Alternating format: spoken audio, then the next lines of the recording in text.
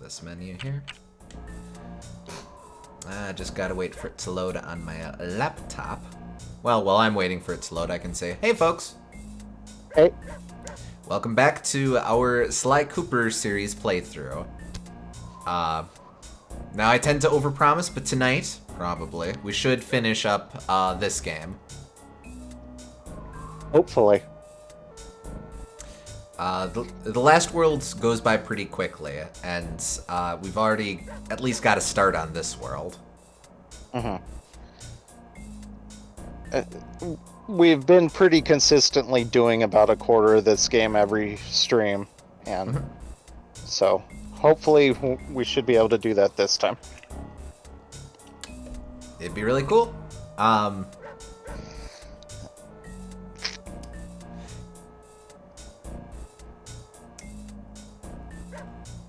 I definitely, I've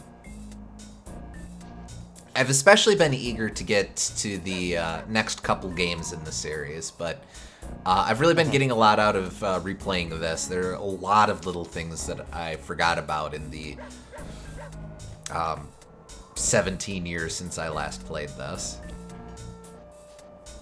Seeing a lot of PlayStation trilogies like Spyro and Crash and this, I always kind of appreciate the first one in the trilogies in their own way, because they tend to always be like more mechanically driven and a little bit more simple and not really expanding as many ideas as other games. And for the most part, I feel like it's good for those series to expand, but it always gives the first game its own unique appeal. It makes it a little more arcadey and probably a little more replayable, so it's cool to see that.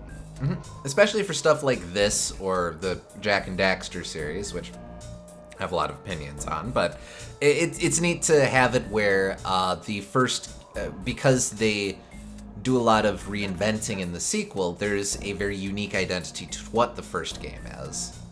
Yeah. Hey, Liam.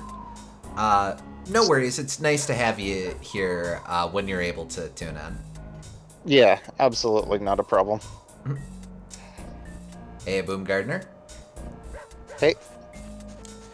Now, why is this highlighted? SG? Oh, hello, SG as well. What's up? Got a full house. Indeed. Alright, well, let's, we've got a lot of game to go tonight, so, but not too much, but a decent amount of game to go tonight, so let's just hop right into it.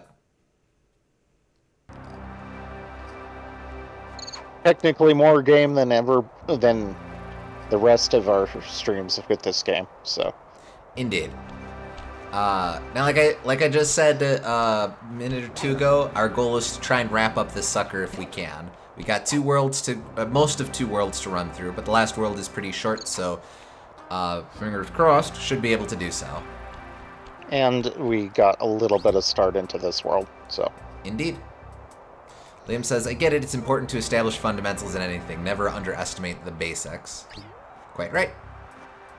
Are we in the beginning of Mulan? Basically, yes. A bit, yes.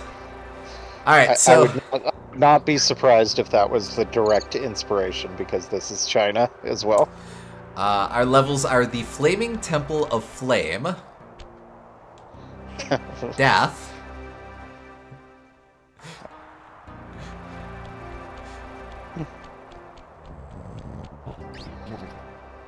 And I say not likely. Very likely it's the direct inspiration, because this was 2002? 2002, yes. And Mulan was 1999, so same era. Are there only... Oh, over here. Or 98. 98, yeah. But still. Yeah, 98, and then Tarzan was 99. And the King of the Hill. So, alright. Levels we can do, the King of the Hill, the Unseen Foe, or Flaming Temple of Flame. Got a preference for what we tackle first? We've got to see the Flaming Temple of Flame. Honestly, fair. The floor is made of floor.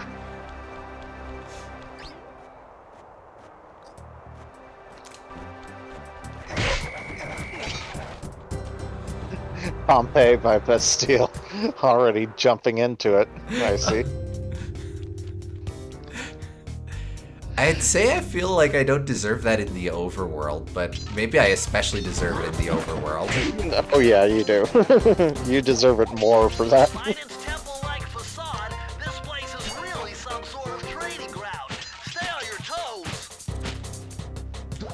What is that supposed to mean, Bentley? A temple can't be a training ground? I would think a temple would be more likely to be a training ground. Yeah, I'm not sure where Bentley's going with this.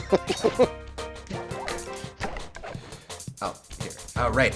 Gotta be on the lookout for bottles. I will also say, the last world does not contain any messages in a bottle. So, that's, and likewise, no speed runs either. So, if we get to the last world, the only difficulty we're facing is the innate difficulty of the levels themselves. Which isn't to say there's none, it's just saying it's, less to worry about.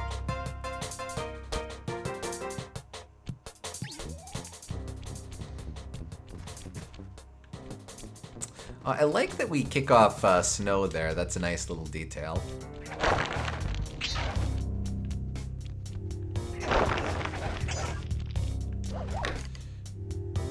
Oh, hey, horseshoe.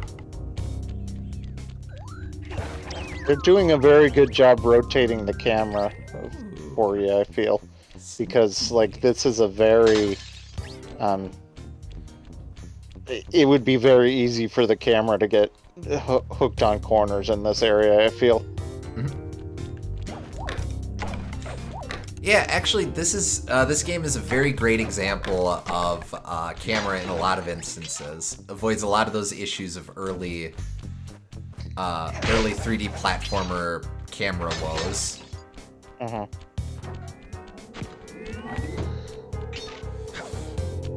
Okay, well, you're someone. Wait, hold up. Let's see what we got.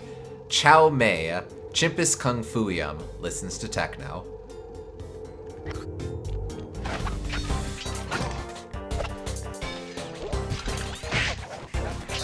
Don't you giggle at me.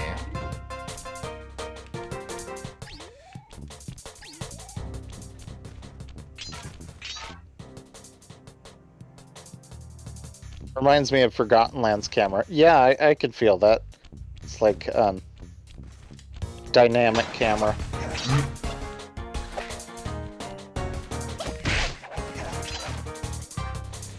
Are those... What? What are we... Well, maybe they're not enemies?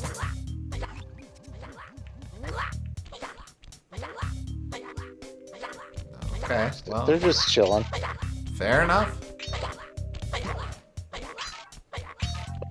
Maybe they're forced to juggle for all of eternity for the their amusement.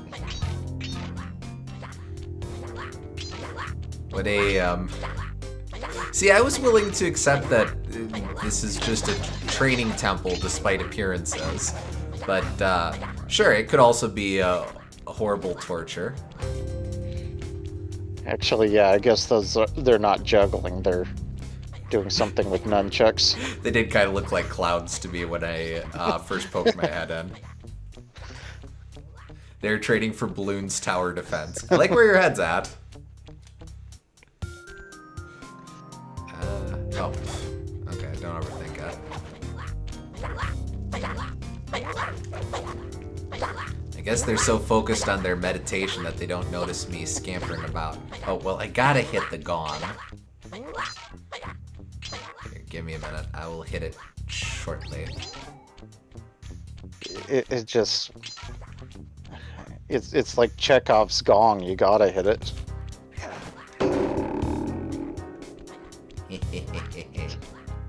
I gotta admit, that didn't really sound like a gong. No, it more played the sound of Sly hitting something that he can't crack open. Yeah. Well, although there is the sound of the gong underneath that. A little bit, but it's like a... It doesn't sound like a gong so much as it sounds like a rock hitting a trash can or something. an empty trash can. Yeah, that's fair. Okay, wait. Sly, I don't think this is gonna work, Sly. Oh no, Sly, no! Okay, maybe we can work our way around. Alright, good. Keep going. They'll never guess. Rare and deadly clown ninjas. Well, I guess ninja isn't the right term here.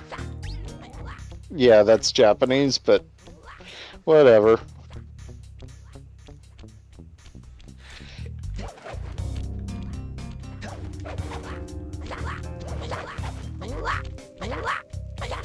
Weirdly, despite all the anime influences, I don't think we ever get any big Japanese characters.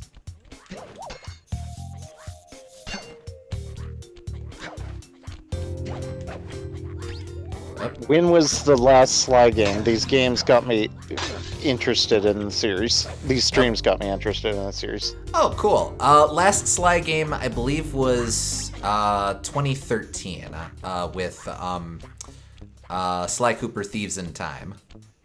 Yeah, Sly 4. So it's kind of in that please bring it back sort of mentality for fans of it, unfortunately.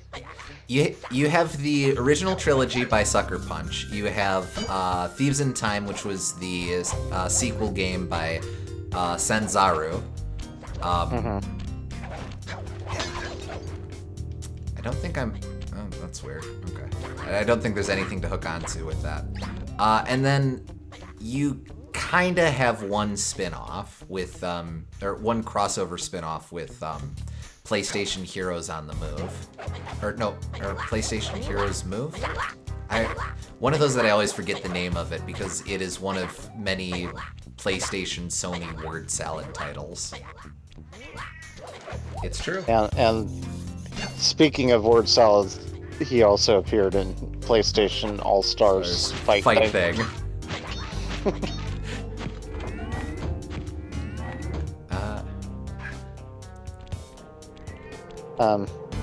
But yeah, I believe... I know Sly 4 was a little bit controversial, so probably not the most hopeful thing to continue the series in, but I'm sure the fans would want it to continue regardless. We'll get to it when we get to Sly 4. I will say that if the series were to ever continue... Ah, man, how do I get back there? Hopefully I'll be able to double back by the end of the level. No, screw it, I don't want to double back. What's the fourth entry of a game franchise having to do with time travel? Crash, Ninja Turtles, now even Sly. Yeah, I don't know.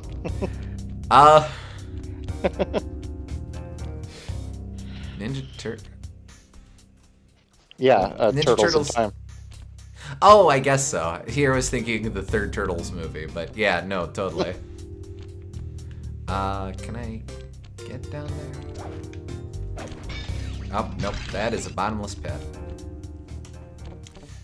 Ah, man. Okay, I guess I'll push on and hope the game provides me an out later. But what were you saying about Sly 4? I'll put it this way. With the Sly Cooper series, if there's ever some sort of continuation, my hope is either for a Sly 5 or a re-release of the Sly collection, which is 1 through 3. We don't really need Sly 4 again.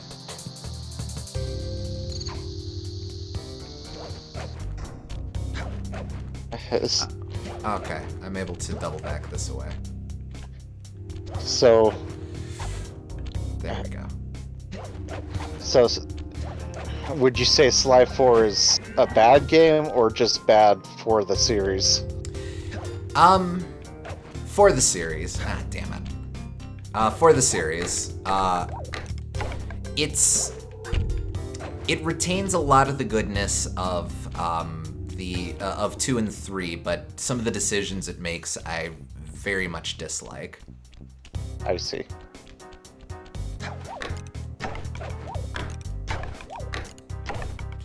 Part of it is kind of excusable as okay, well, this is a new team trying to figure this stuff out, so there's going to be a little bit of weirdness. But part of it as well is not really a spoiler to say I really like how Sly 3 ends, and any sort of continuation after Sly 3 was a little set up for failure in that respect. So a lot of it has to do with Sly 4 narratively, then. Yes. Gameplay-wise, Sly 4 is pretty decent. It's a very logical continuation of the ideas they advance in 2 and 3. Some really fun additions. Animation visuals are absolutely top-notch. Yeah.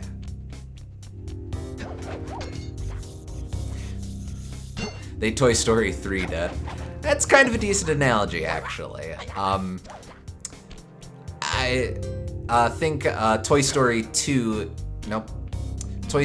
4 is base-breaking in a lot of ways that Sly 4 is base-breaking.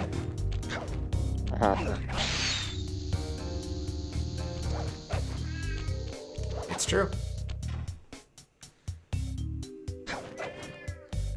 Alright, here, hold up a second. I'm just going to... Alright, babe. Come on. You can hang out later. But I guess if there was a Sly 5, maybe it could do like a... I don't know if it would be feasible, but they could do like a Apollo Justice Dual Destiny situation where they improve a lot of the things that Apollo Justice ruined. Yeah, there are a couple fairly straightforward things you could do in a Sly 5 to clean up Sly 4.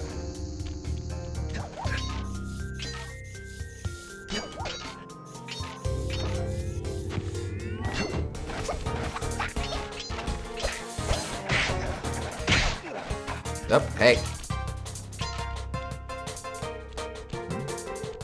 Why must you taunt me? Oh, wait, no, I know how to get to those guys. Bear with me. We'll be quicker on the speed run of this, obviously. I would hope so. Alright, 2 more.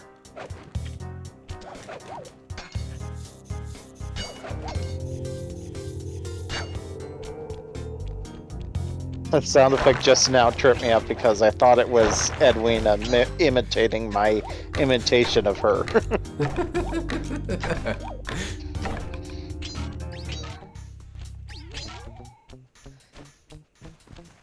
It should kind of be a problem if you were slower on the speedrun. Secretly, we're doing a slow run.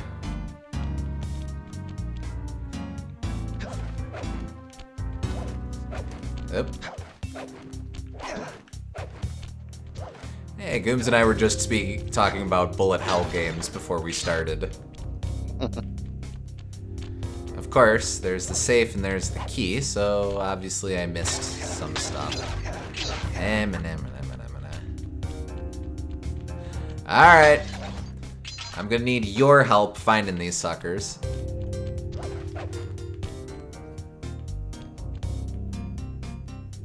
Did you see the message bottles?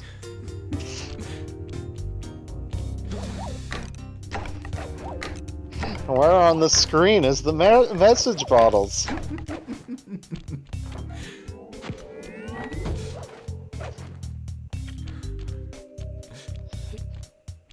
Is there a clue?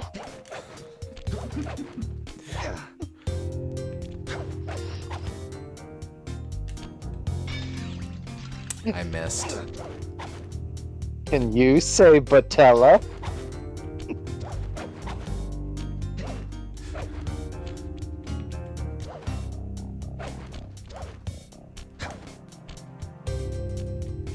Completionist run where you step on every square millimeter of walkable ground. You joke, but that would probably be really difficult because I imagine there's some weird areas that aren't supposed to be walkable but are. So you have to do weird out-of-bounds stuff just to walk on them. Oh boy, weird collisions futzing. Yeah. Always wanted to make a bullet hell game. Think it'd be interesting since I don't really play them. My experience is that one minigame from Sonic Frontiers. Oh, Frontiers. I read that as Forces and was trying to go, when did they find room to squeeze that into Forces?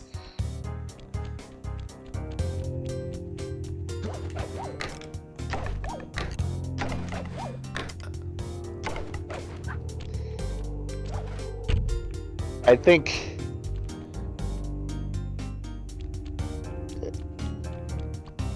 it would be interesting because a lot of developers do make shoot 'em up games,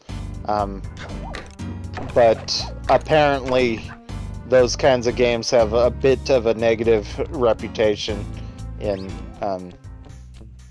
the community. They call them Euro shmups, because they do a lot of things common to European developers that without really understanding a lot of the nuances of them. Man, I've heard of Euro platformers as well as kind of a put down. Is that just do European developers just? I obviously don't want to make a big sweeping statement, but like, is that just kind of a thing for European developers? I think it's because they have in the past they have such a computer culture. Like most of their early retro games were on computers, and the computers weren't built for playing video games necessarily. So a lot of their early games were forced to make certain concessions in terms of game design, and that might have carried over into the culture of more recent games by them. Gotcha. Okay. So I think that's where it comes from. Although, I feel like the people can definitely be too reductive with that. As Liam points out, if we're dissing European developers overarchingly, we're dissing Rare implicitly. Exactly.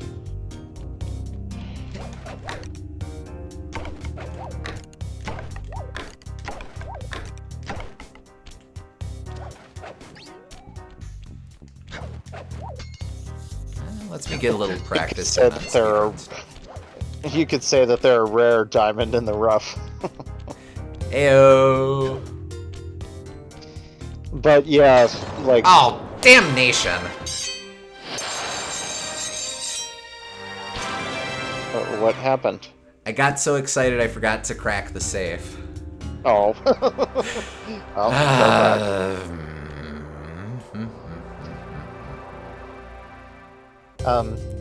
But yeah, there's a lot of common things that they don't like. For example, the ship having inertia. They don't like the ship having inertia because that means that you aren't able to do micro adjustments as well. And micro adjustments are a big part of how you get good at the video game. Gotcha. They also tend to have health bars, and they don't like health bars. The logic with that one is that the games should be balanced so that you don't need a health bar instead of throwing a million bullets at you and forcing you to tank hits. So I can kind of see that one.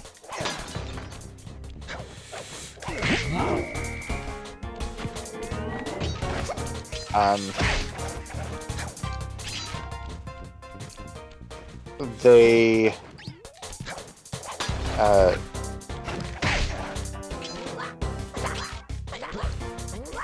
they also apparently rely on shops between levels a lot, and they don't like that because they can end up being grinding and just playing the same levels over and over again to get strong enough to plow through the game.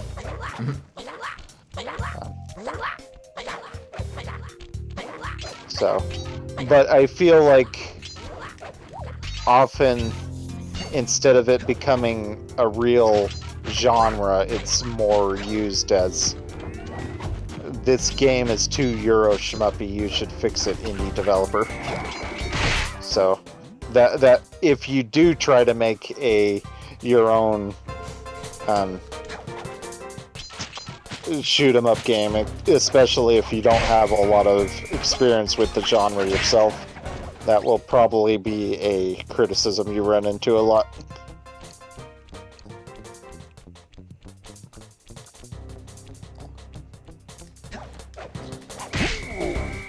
Is that it's too Euro shmuppy. Gotcha.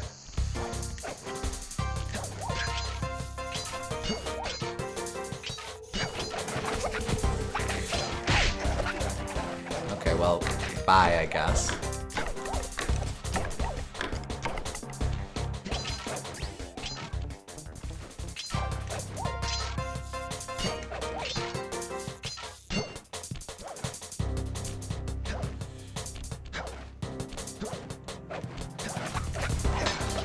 Wait, Counter nope. argument. More That's not- experienced players. Counter argument. More experienced players don't need shops and won't bother getting everything unless for completion. Chaos theory? What?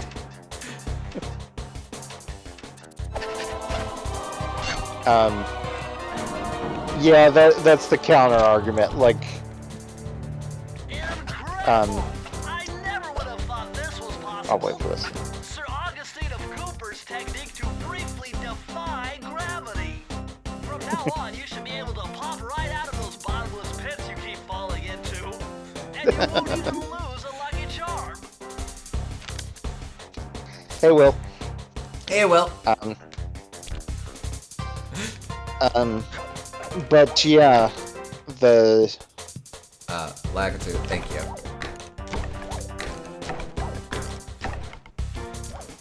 Goodbye. I would say that they would argue that it's literally not impossible to beat those games unless you use the shops. And I don't know if that's a true argument or not, but I could see how someone could be put into a mindset where they believe that.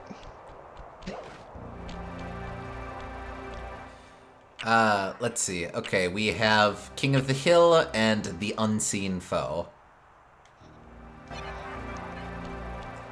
Which one next? I think,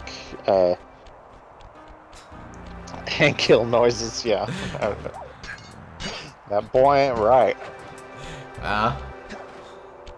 Well, alright.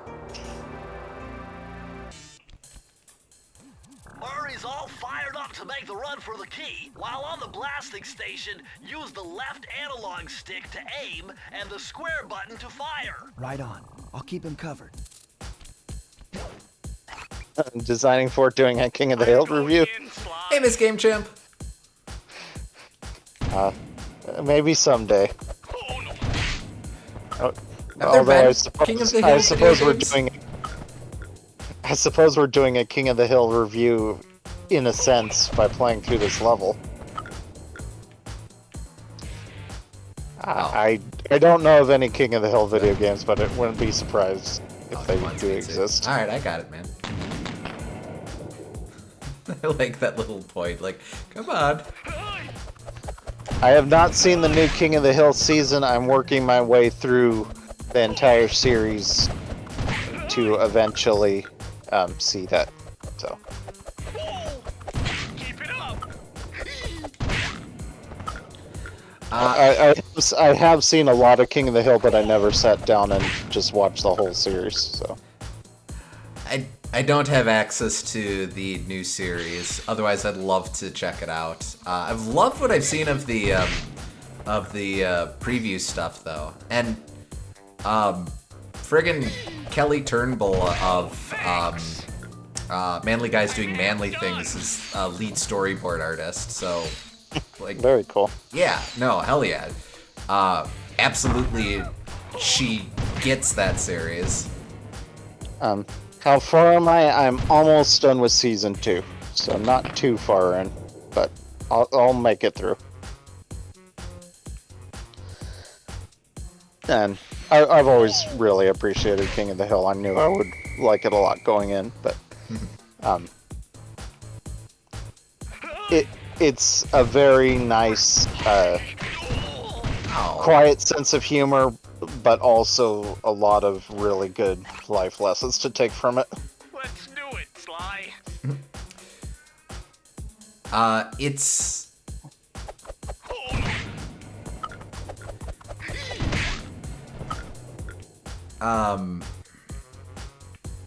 I always love that for how bombastic King of the Hill is with a lot of its storylines. Obviously, within the scope of its fairly realistic animation, stuff like that. For all of these larger-than-life characters you tend to have, there tends to be a very quiet core to whatever the given lead character's plot line is for a given episode.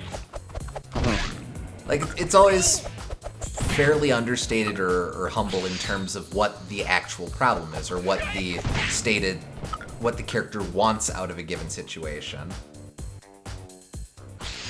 Like, the example I always think of is that one episode where Hank's colonoscopy photo ends up in an art display, and like, there are a lot of reasons why he could object to that, but ultimately the core of it is just that you find by the end of it, he really just feels he deserves better as a human being.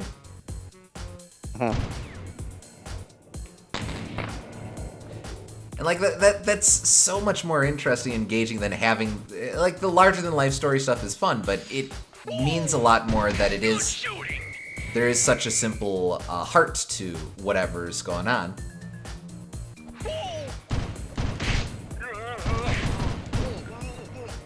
Well, wait, why haven't I been spamming this the whole time?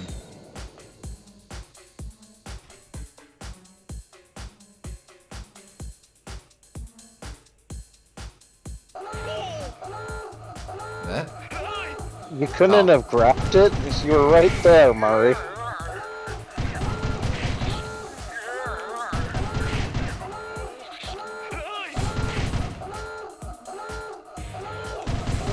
Like, it would be one thing if they were coming out of that, where the key was, but you would actually be more protected in that little cubby than you are now. Is there an alarm I'm supposed to be shooting down? Oh no, it just waves of dudes.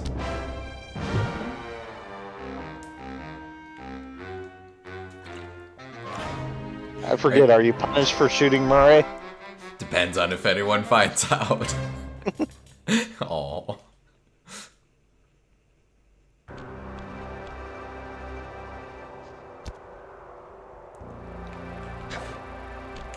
Alright, that just leaves the unseen foe.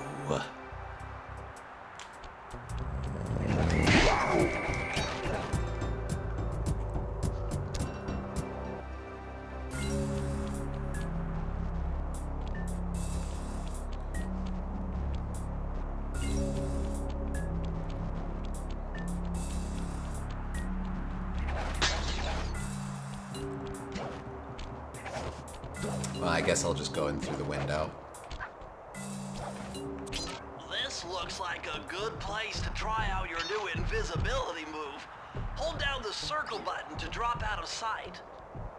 While invisible, nothing can see you. Not lasers, not searchlights, not guards. Oh, and if the guards already see you, then the invisibility trick won't work on them.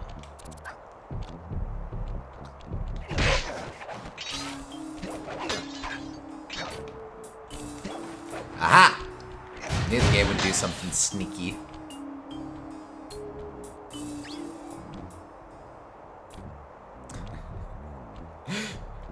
My cockatiel is attracted to his own reflection. Addicted to his own reflection. Oh! Even worse. Okay. Here, I wasn't sure if it was like an... do cockatiels recognize their reflections? I know some birds do. You mean, do they think it's another bird, or do they realize it's themselves? Correct. Like, I think ravens recognize that a reflection is themselves. No, he thinks it's another bird. Fair Oh, enough. okay. Oh, so he's sizing up, like, trying to show off or something. Looks like lip around.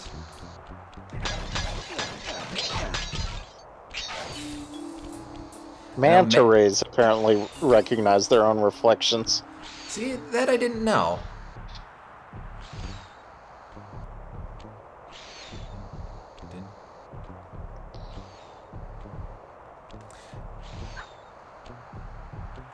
I'm just...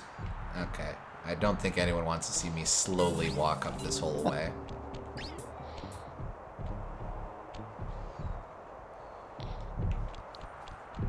Yep. How come there's no horror movie about a shark inside of the womb chasing after its brothers and its sisters and eating them? Lack of creativity, honestly.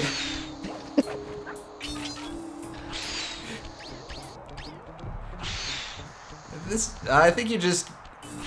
another example of why more biologists should write horror stuff. Okay, alright. The hole.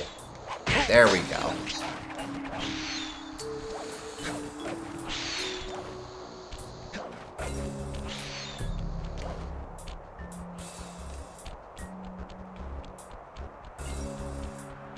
They're among the smartest marine animals, referring to manta rays, which is why a teacher is one in Finding Nemo. Gotcha! Wait, I timed that perfectly to her.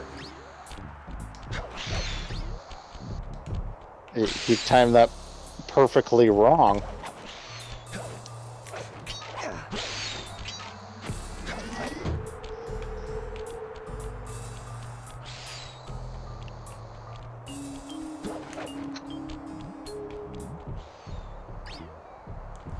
Oh, dastardly. See, now... this is break those pots. Yeah, okay. This is that Mega Man style of level design. If we encountered the sneaky conveyor belts in an easy instance, now we encounter it in a hard instance. You mean you encountered the flashlight guys, and you encountered the conveyor belts, and now you encountered the flashlight guys with the conveyor belts. Indeed.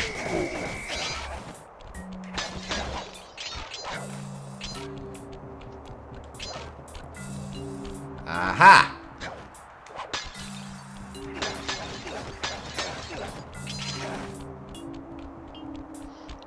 Do you keep the bottles you collect after you die? Yes. Yes. And in fact, you keep them even after... oh wait, no, I have to do this now. I went to that dang old Murray, man, always running around, gotta shoot those dang old enemies down before they catch him, man. It's like the shepherding ran through the dang old maze, man. Like, dang, it's a dang exhausted, man. It's a little slow for A little slow and too coherent. just... I will say, Boomhauer gets hilarious if you watch King of the Hill with subtitles on. Really? Because you understand exactly what he says all the time. Whereas if you don't understand what he says, it's just kind of like one joke, but there's a lot more nuance to what he's actually saying if you actually understand it. Like, he actually has a lot of extremely relevant things to say most of the time. It's just no one can understand him. Yeah.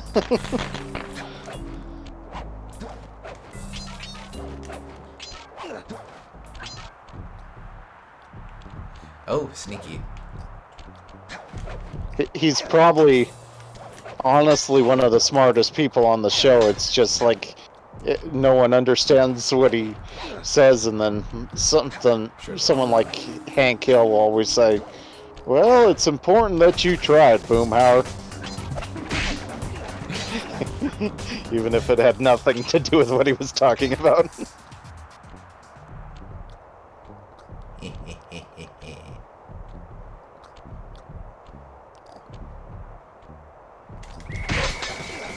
Gotcha.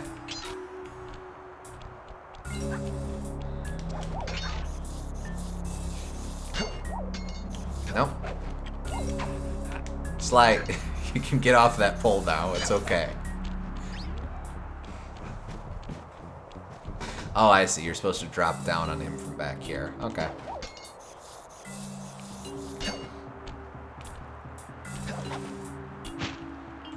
Wait. Are we doubling back to this place at all? Yeah, we'll be doubling back. Okay. I've actually been able to understand him for the most part, with just a few exceptions. And I mean, maybe not every single syllable. Yeah, that's probably fair. But I watch everything with subtitles, so.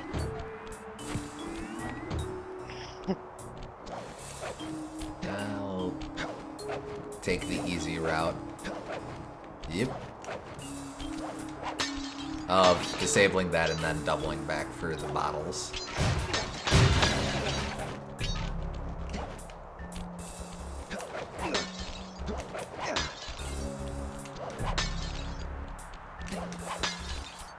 There we go. Just need 3 more.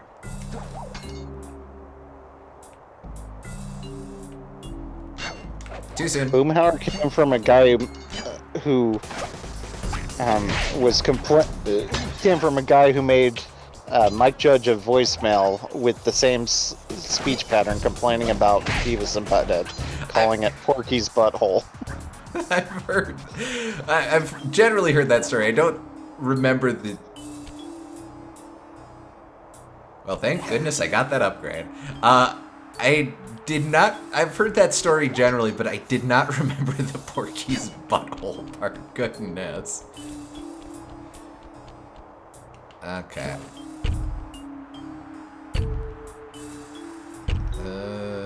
Man. Oh, wait, it's at the very top. Dastardly. Gotcha.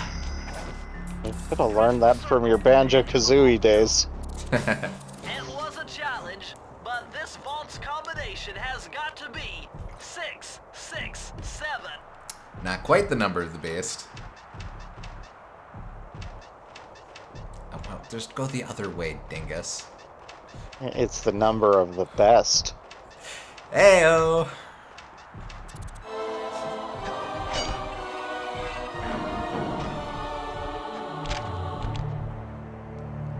You found the blueprints for the Panda King's lair. I'll upload the data straight into your Binocucom. Oh, come to think of it, which version is this?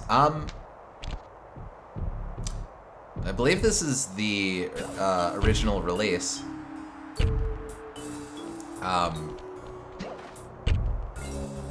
Well, what are you playing it on? Not original hardware.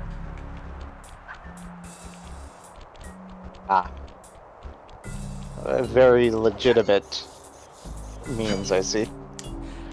I do own the game, so it's fine. But Sly, Oh. this pagoda is some kind of huge gunpowder production plant. Judging by That the went well. scale, the Panda King must be making tons of explosives.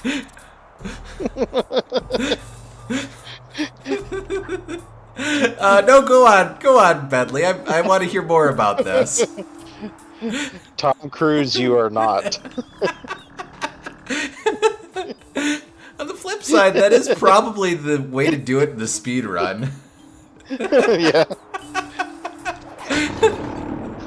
360 no scope.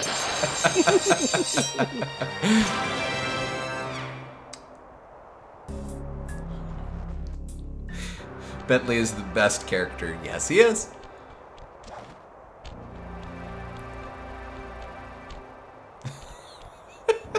Why, this pagodas? Sly, let me actually explain what I'm talking about before you just dive in. Holy shit.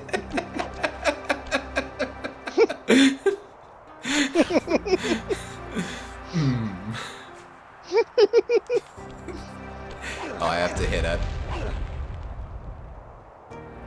Donk. Well, at least the game correctly represents that tying a crap ton of fireworks together does not make the whole thing particularly aerodynamic.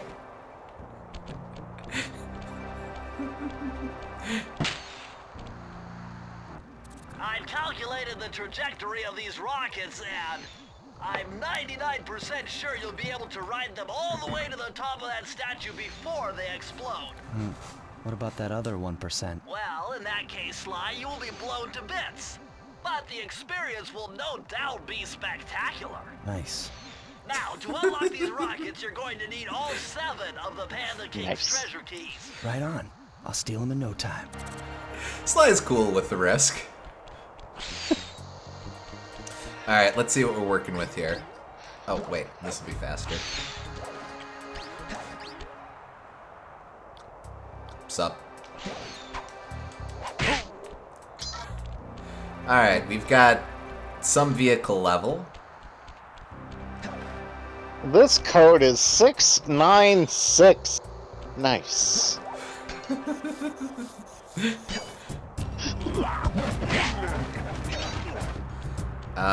Duel by the Dragon.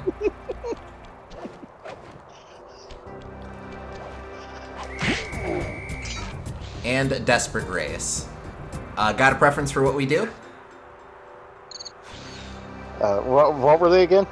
Some vehicle level, Dance with the Dragon, and a Desperate Race. Dance with the Dragon. Okay.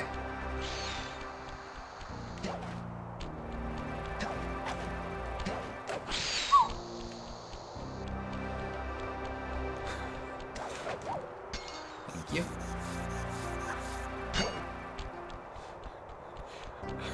Oh, Duel by the Dragon, excuse me.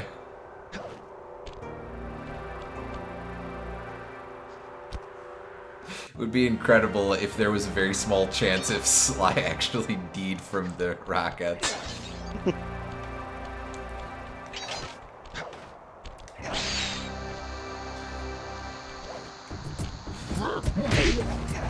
Later, Gator.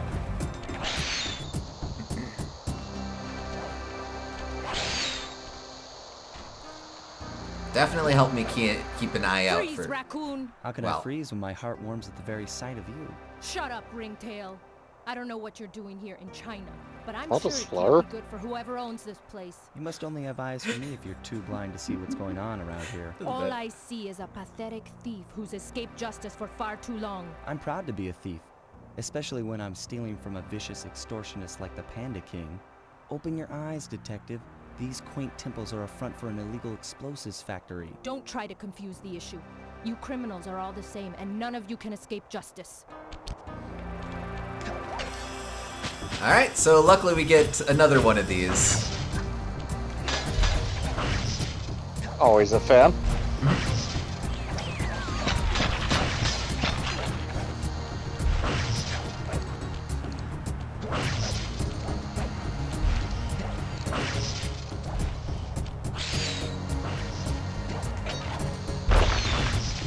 Ringtail, it's a description for many animals. Well, right, but I'm saying in like a furry universe in this way, is it really a good idea for her to be calling him a ringtail? Kind of, Oh.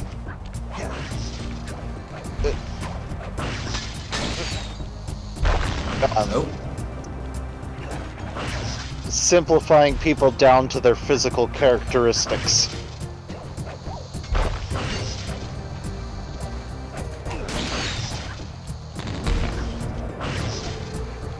she's a cop currently in China. What does she care?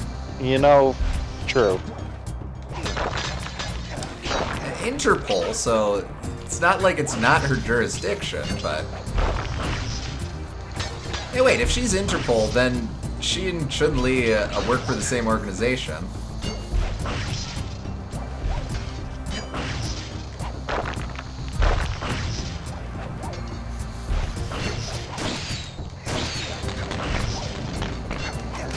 There we go. Yeah, okay. She should be concerned about these fireworks, which are clearly illegal, being that strong. Oh wait, I think I got a breather. Okay. I hope there aren't any bottles up there. Yeah, I mean, clearly the... Oh, thank you, game. The dangerous effects of the Panda King's fireworks are fully on display here. Too bad she's got a bit of tunnel vision. Oh, okay. Now I need to have her defeat stuff. Thank you.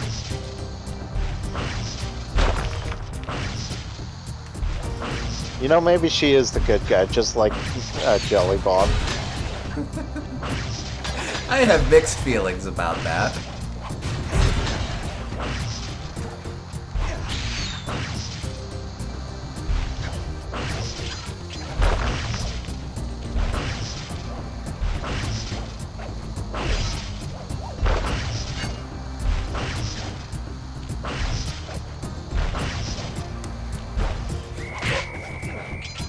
Just like Jelly Bob, you could not beat the game without her assistance.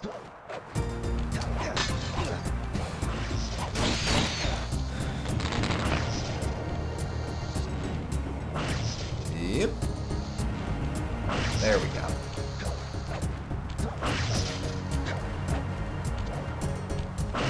Oh, she had to shoot that one down as well.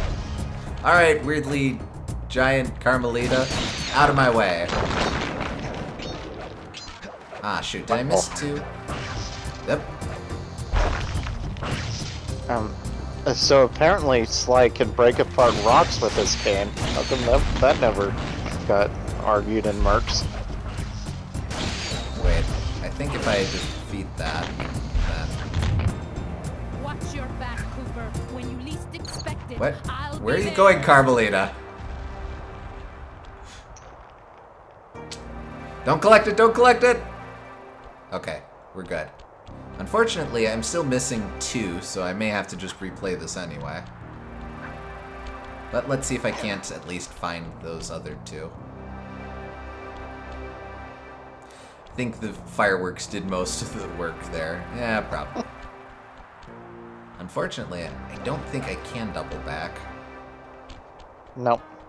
And darn. Alright, that's okay. That'll be good practice for the speed run.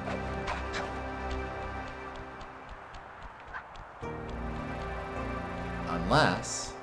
Can it... Nope. Yeah, there isn't anything for me to grab onto.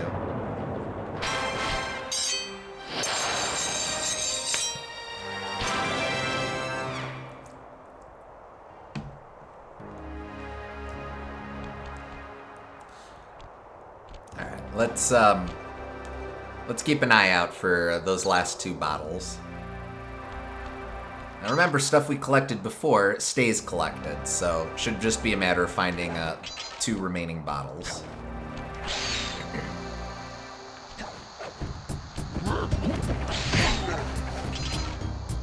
Why you gotta be like that?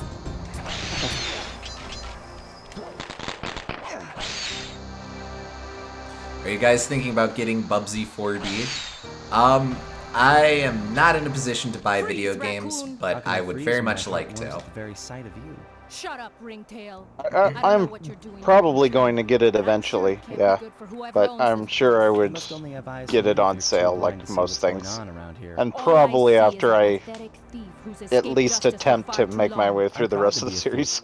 especially when I'm stealing from Hey, a vicious Bubsy extortionist collection like is the out Panda now. King. Open your Yeah, it eyes, is. detective. But These quaint that temples also are a I want to front get for an on illegal sale. explosives factory. Don't try to Likewise. confuse the issue. You criminals are all the Look. same, and none of you can escape justice. Um, Bubsy 3D actually looks kind of fun with the new control scheme, so that's sort of neat. But it almost feels sacrilegious to not play Bubsy 3D when it's terrible. I mean, you get both. Yeah. Weirdly, it makes me want to go through Bubsy 3D twice, which is a weird thought.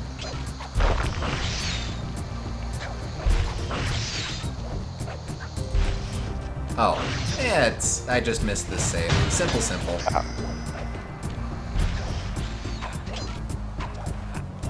Wait, Carmelita, I needed that.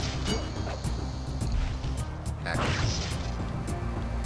I tried to finally play Bubsy a couple years back and got to the final boss and couldn't beat it and got a game over. The 2D Bubsies are... Heck. I'm not used to games kicking my ass like that. I'm afraid to go back. I'm so ashamed. Bubsy is an asshole. The 2D games are hard for me because the way they scroll just makes it really annoying on my eyes. I only played... I believe I played Bubsy 1, but Bubsy 2 especially was just...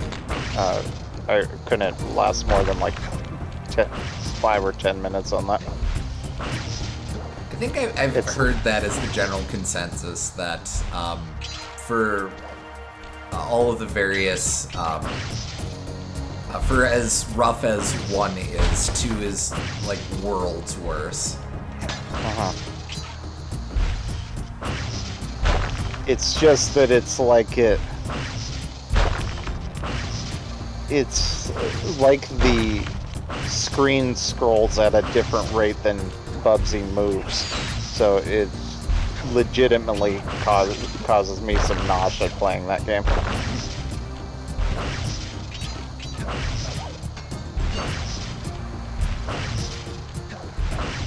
I actually had Bubsy 2 as a kid and loved it, so I wanted to go back and see what's wrong with it. Yeah. Oh.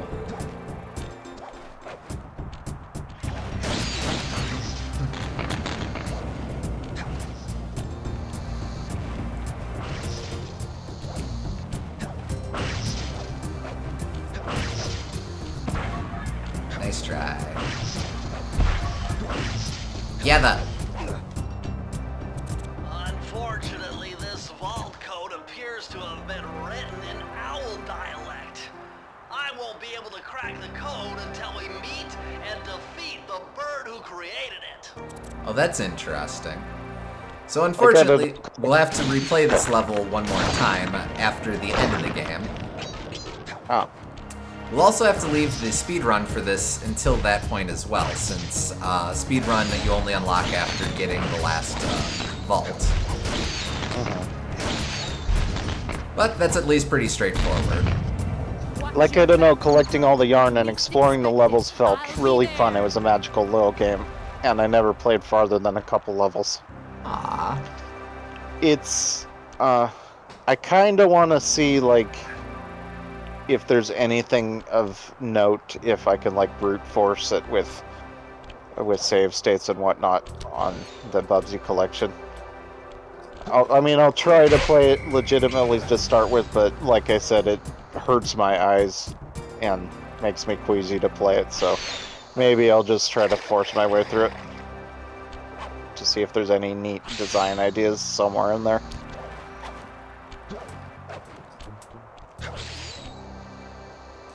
Well, I mean, you also absolutely have to give Fractured Furry Tales a go, Mr.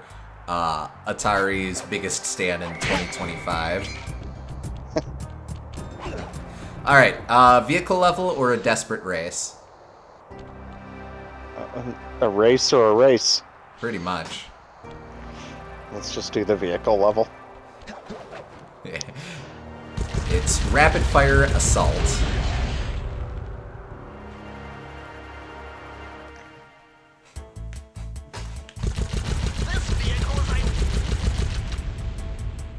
Oh, sorry. What was that, Bentley? Restart the level. This is very important. Okay.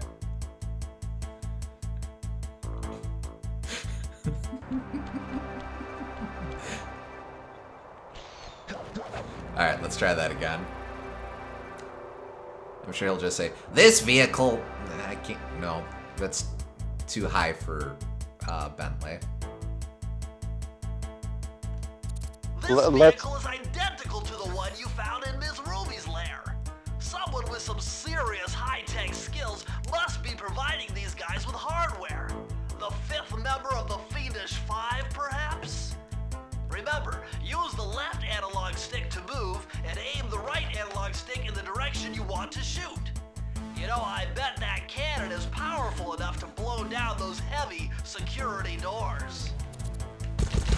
Less like you, less nasally and more like you have a cold for Bentley. That's true.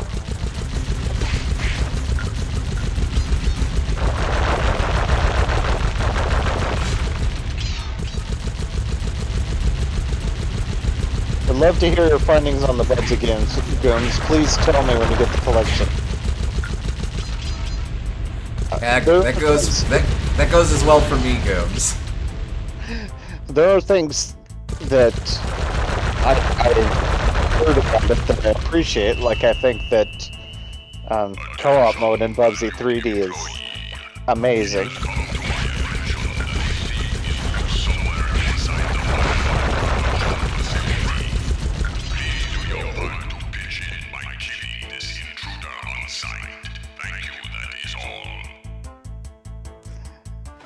Maybe it's amazing because it makes an already unplayable game even more unplayable, but in a fun way.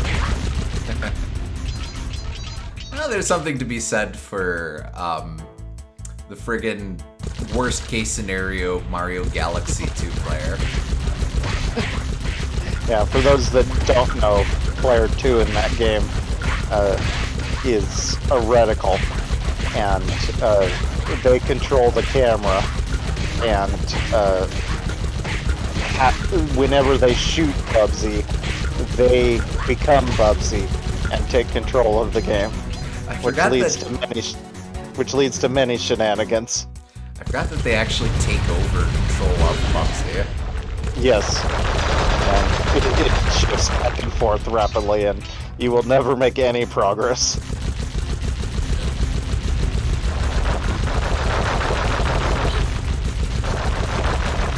Bubsy 3D is like Donkey Kong Jr. math in that it's actually genius played in multiplayer, and just no one gives it that shot to understand that.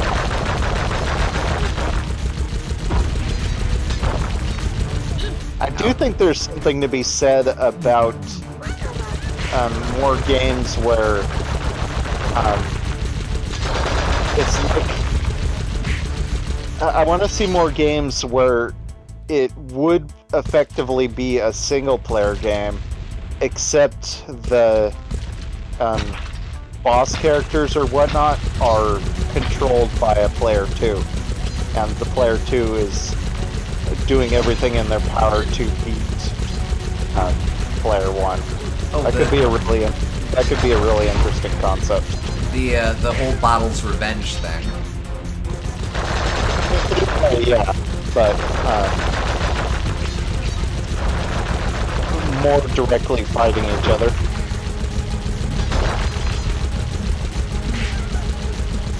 Oh, they're so scared. Oh, okay. Binding of Isaac Repentance had that. Neat. It would be cool because like, you wouldn't have to worry about bad AI or learnable AI of bosses.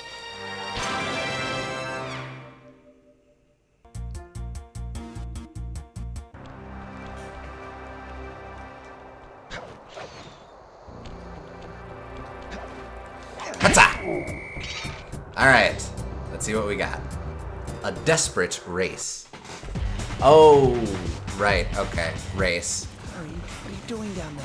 Well, I'm minding my post when I notice this snow cone stand, and I think to myself, hey Murray, you gotta keep your energy What a up. wonderful so world. I hurry over here, and then all of a sudden, monkeys are everywhere, bugging me to race them 3 times around this track for a key. You could use the key.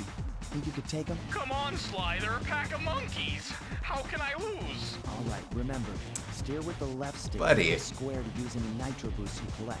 Keep clear of those icy patches. Thanks for the advice, Sly, but trust me, I got this under control. Also, why are they selling snow cones here? Because it's an ice level. This is an ice level is the exact worst place to be selling snow cones.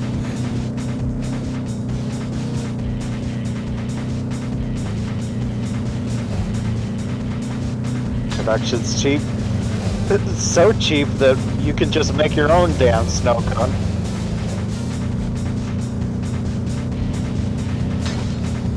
Just don't ask for the slushy surprise. Ew.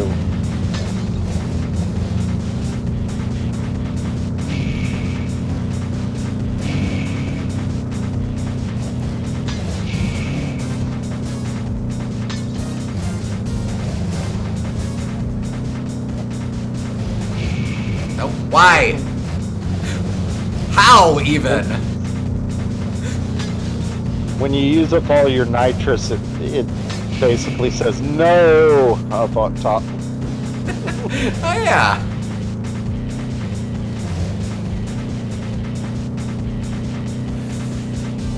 Okay, the rubber banding has gotten a little out of control here. No. Me.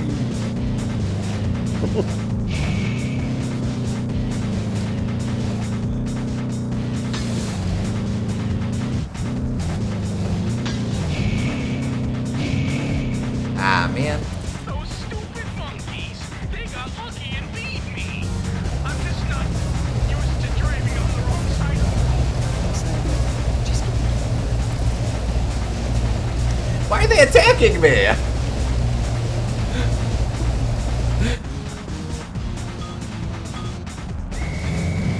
I do like the specificity of they wanted me to race them around the track 3 times for a key.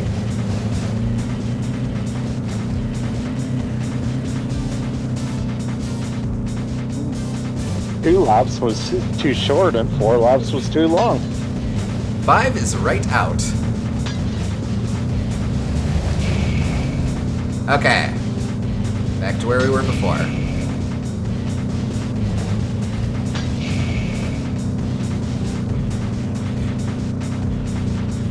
Nope. Come on. Alright, let's see if I can keep this up.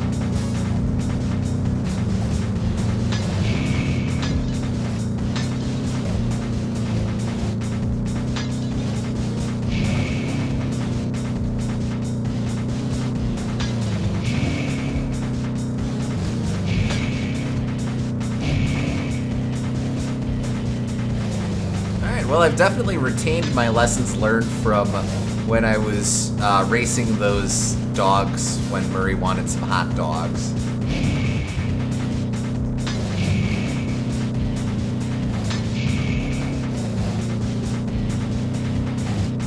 Yeah, I really wanted that nitro, but that's okay. I really think it doesn't have any rubber banding. It's like it. The fact that you're ahead means you're just staying ahead. Honestly, true. Because being behind means you keep bumping into the other carts and slowing down. No.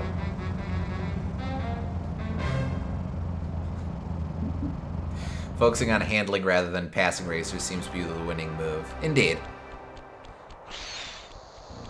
Alright, that is all the keys. So now, let's do this thing.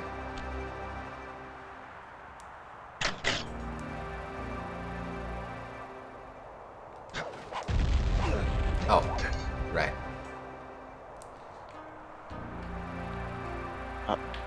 It's a good thing that took you to exactly the right place. Luckily, we hit that 99%. Carry Kane of notorious Cooper thief clan. Have you come here for revenge? To steal back the Thevius Raccoonus? That was my plan at first, but now I'm more interested in putting an end to your avalanche extortion racket. Why should you care if I bury a few worthless village in snow? You are a thief, just like me. No, that's only half right. I am a thief from a long line of master thieves, while you're just a frustrated firework artist turned homicidal pyromaniac. Insolent child. You shall pay dearly for your disrespect. Still, to honor your Cooper ancestry, I will send you to your doom with the beauty of my new firework technique, Flame Foo.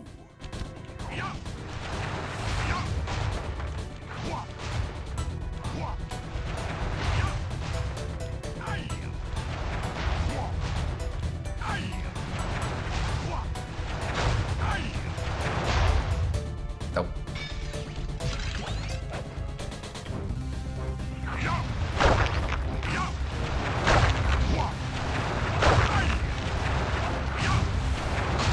Oh, right. Well, I guess I'll just come on up here. Sup? Fiery wheel! Fiery wheel! Fiery wheel! Fiery wheel! Okay, well, I guess I'll just attack him. Yeah. You gotta be aggressive with this guy. Fiery wheel!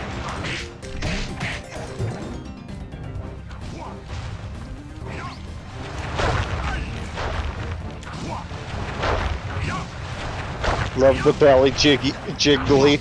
I love Yes. jiggle physics. They can be so funny. Thunder! Fiery wheel! Fiery wheel! Arms of thunder! Fiery...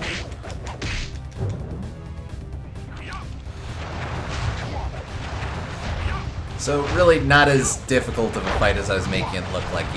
Like you were saying, you really do just gotta be aggressive on this one. Fiery wheel! Booming chop! Booming chop!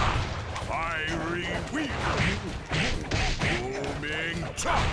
Fiery wheel! Badong.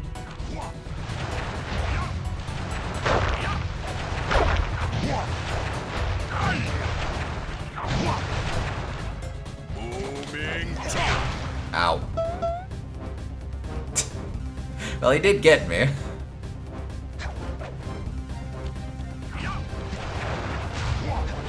I'll see if he has a phase 2, but is it weird that I think this is the easiest boss fight so far? Fiery wheel! I don't think that's wrong. Fiery wheel!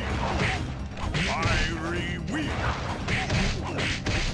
He definitely has the most physical presence of any of the fights, but as a boss fight itself, it's pretty straightforward. Just be brave and read his moves and go in and strike as he does his... Well, I mean, he telegraphs his moves so much. his fiery wheel. Booming chop! I really just need to not be close to him when he's doing that one.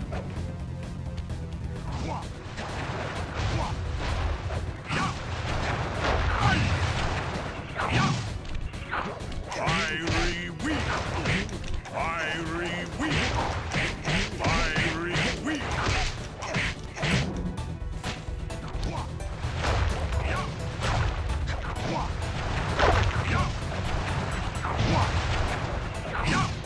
Palms of thunder! Fiery wheel! Oh.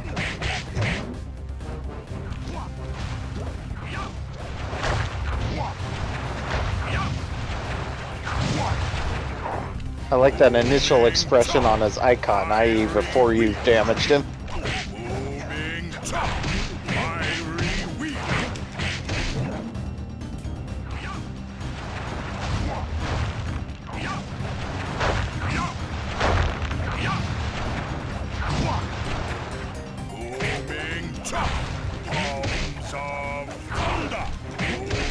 Booming chop! Last phase.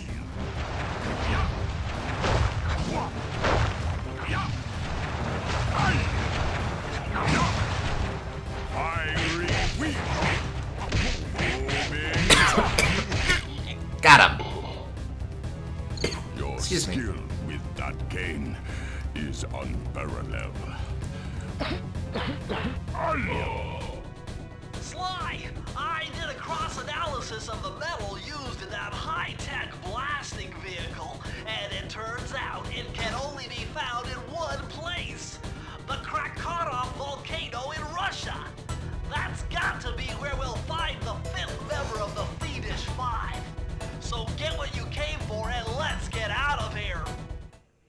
Retrieving the Panda King section of the Thevius Raccoonus gave me a chance to learn about my technically minded ancestor, Otto van Cooper. Not known for his physical dexterity, Otto relied on vehicles to aid him in his criminal endeavors. Armed with his designs, I was sure Murray would be able to make some cool modifications to the team van.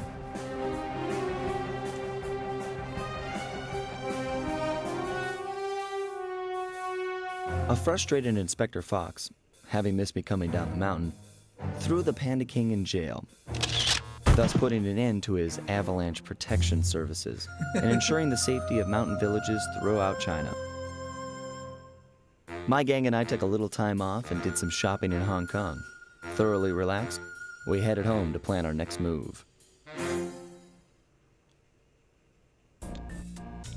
But yeah, that was a cool fight, but honestly, I think that Michigan J Frog was harder. Yeah, probably. Also, I totally never noticed it on my playthrough, but one of the side blurbs in on the little newspaper said, "Dude, that's kick-ass." So there you go. There's a cuss in this game, I guess. Don't think she has jurisdiction in China. Well, she's Interpol, so kind of. All right, let's round out the speed runs that we can do at this point.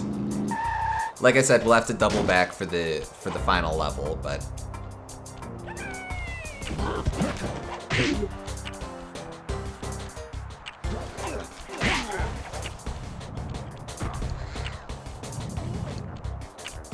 well, actually, maybe we can do the final speed run. I'll double check that.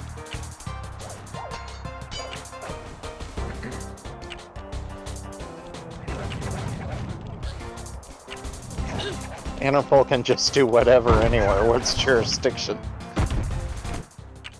Pretty much.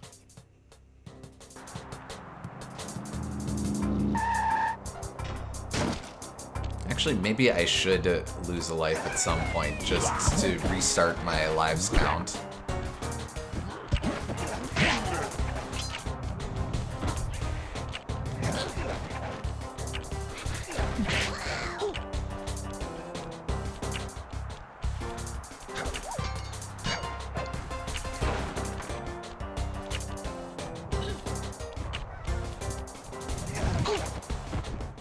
Yeah, actually, you know what?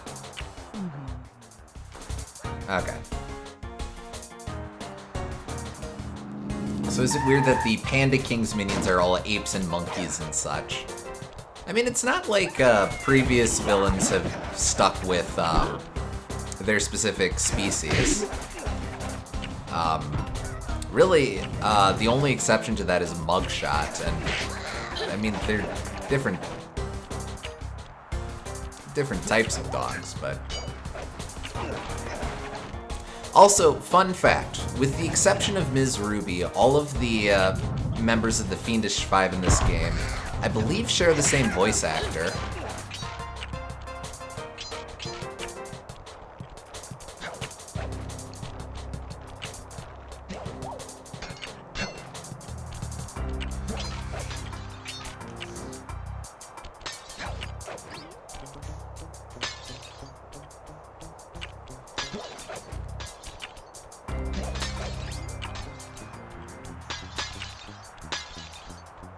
Come on, drop. Thank you.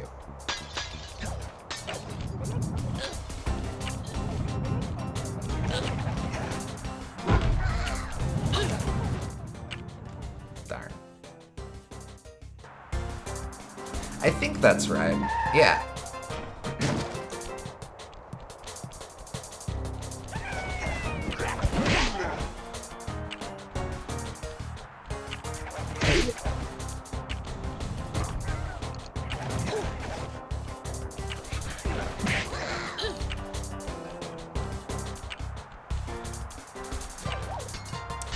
OMFG, how did I not know it? How did I not know this? How did you not know this? You've hyper-analyzed this game.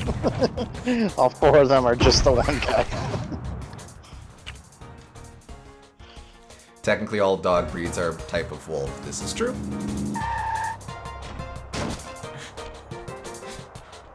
Well, blue healers have dingo in them too, so kind of.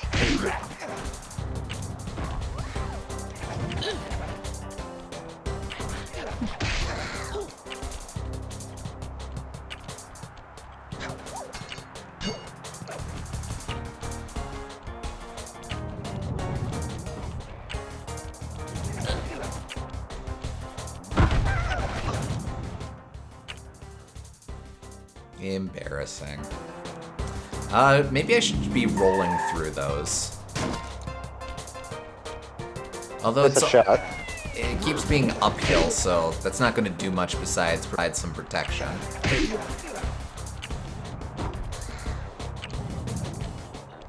Maybe as the initial burst.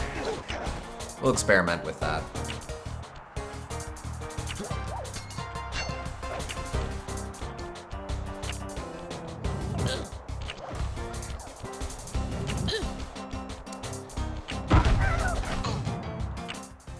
Okay, well, it can't defeat the enemies, but it can defeat the projectile dudes, so... Yeah.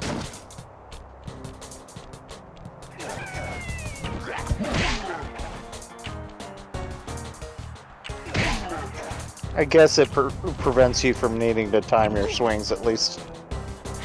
But it does kill your momentum. A little bit, yeah.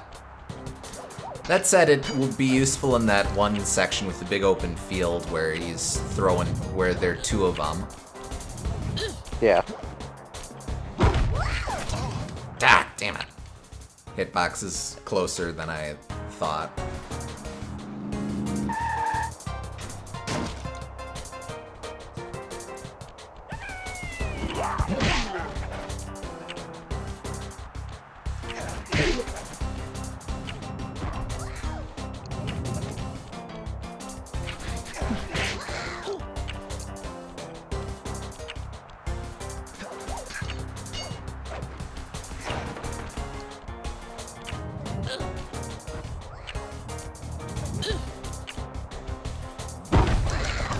Man, okay. I need to be on the left, I think, as I approach.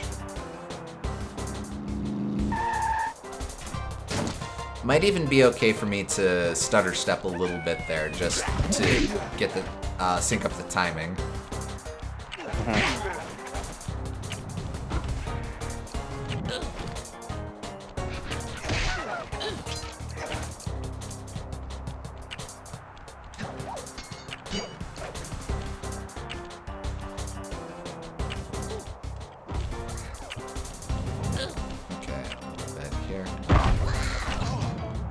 Too close. And honestly, at that, it would have been fine to just swing. Okay, yeah, just don't overthink it. When I get close, swing. Yeah.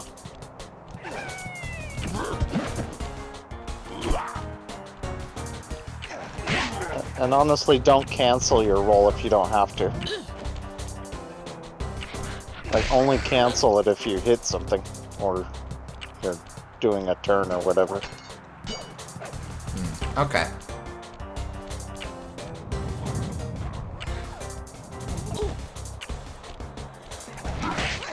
There we go. Alright. Enough of that chicanery.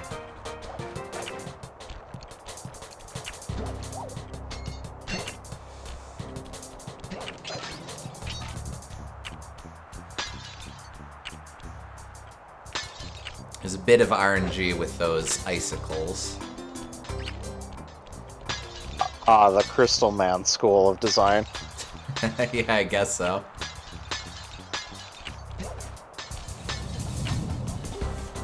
Okay, so here it's good to roll, Oh yeah, very good. but not to die. Only losers die. Your mileage may vary.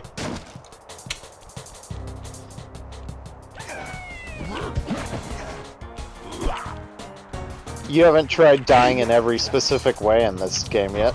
That might work. This is true. Heck. In fact, there's probably ways to die that no one has ever died before in this game. Friggin' You could be making new innovations. imagine that. Friggin' damage boost to victory.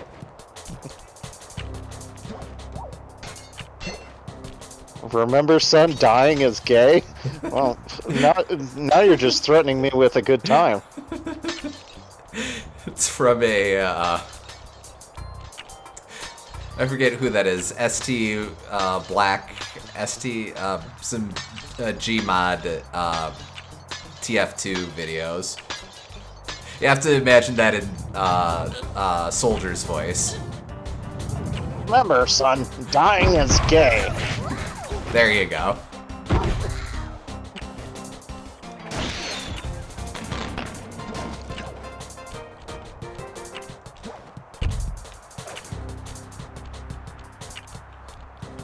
By the way, I figure I should double check. Have I advertised retro achievements to you guys yet? Since if this is on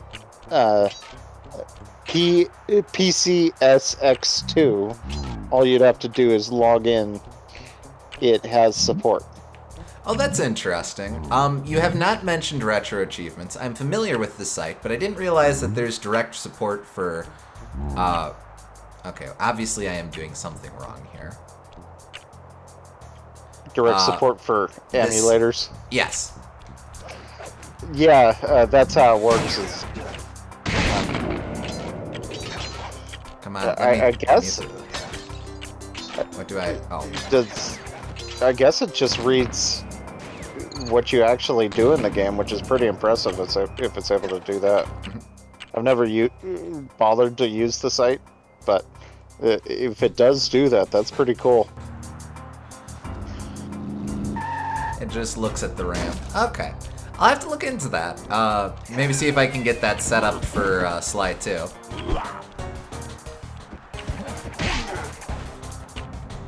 I've always been curious about that, because I see all the time that folks get a lot of Second Life out of older games by some of the retro achievement stuff.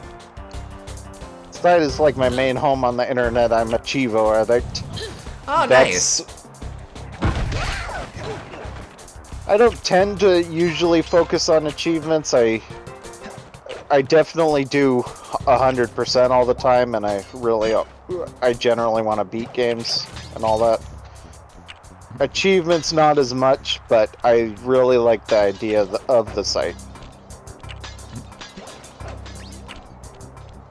Ow.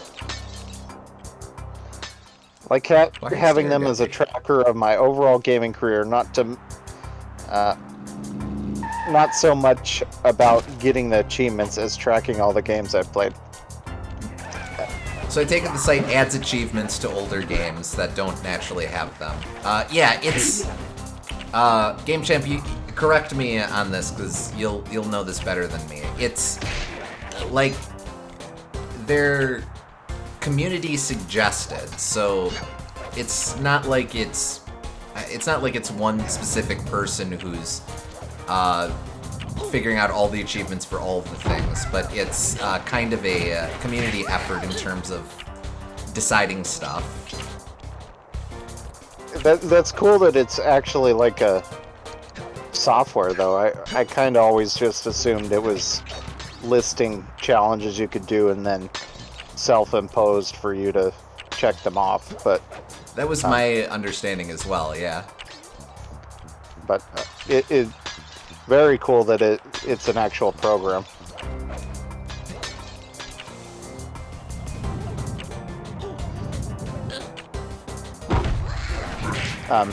But as for tracking the games, I I keep a notepad of all the games I played, so Oh, come on.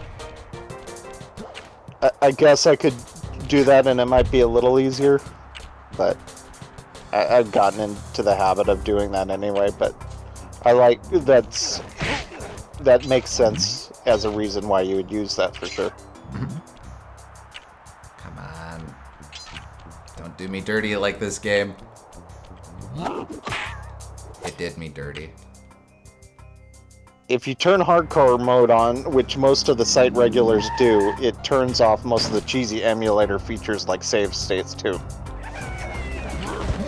That's interesting for sure.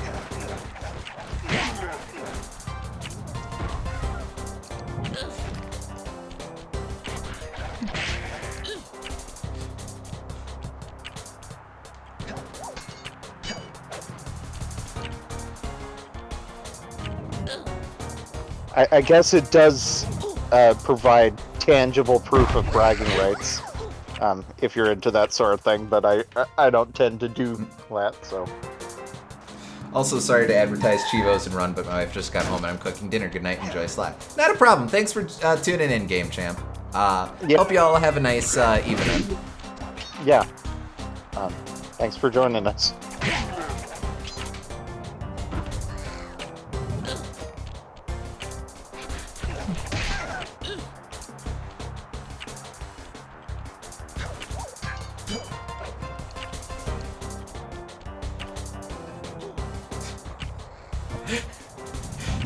Cantina banned theme from Star Wars. Okay, so there are a lot of ways to parse that as a one-hit wonder, Boom Gardner. Like, are we specifically calling that a one-hit wonder of Star Wars, which is patently untrue? Are we calling that specifically a one-hit wonder of the band in Star Wars? Which is hard to qualify.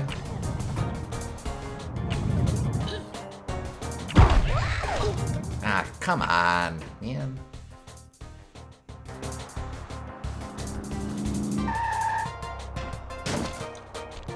I'm sure there's probably certain ways to cheese retro achievements anyway. Like, I'm sure it doesn't block every feature of emulators, but like, it's still cool to have that as like a trophy if you do that in addition to make a video of it or whatever. For sure. Though honestly, at a certain point, if you're... Ah, that didn't work. If you're at the point of trying to fake achievements for a completely community-run achievement system, like, what are you doing, mate? It's the internet. You underestimate the depths of not having a life some people have. My point remains, like, what are you doing, mate?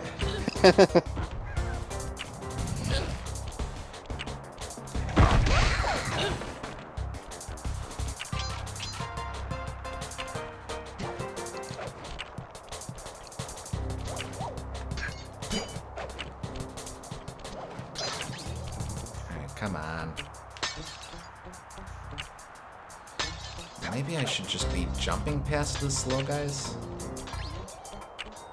Oh, hello. I don't know if I should get the Plants vs. Zombies remaster. The game is a masterpiece and multiplayer on modern consoles is great, but I already have the game for Steam. Sorry if I'm topic. No, that's fair. It depends entirely on... Honestly, while I'm grinding this stuff out, whatever topic's fine. Don't feel bad. Yeah. Honestly, it depends on what, if any, extra content there is.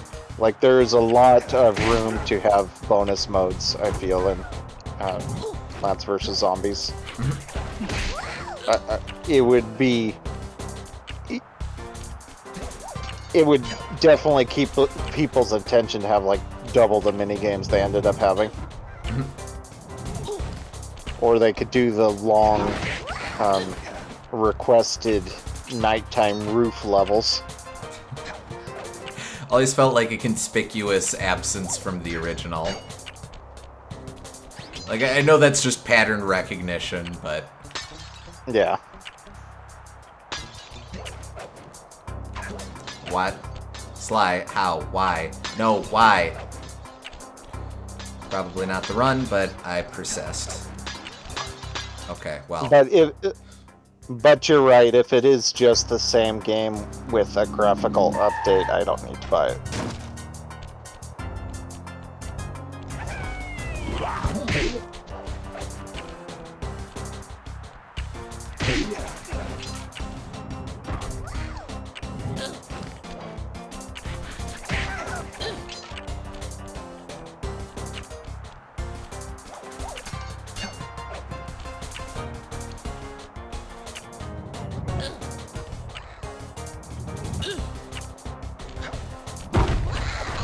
Okay, well that was stupid. Come on.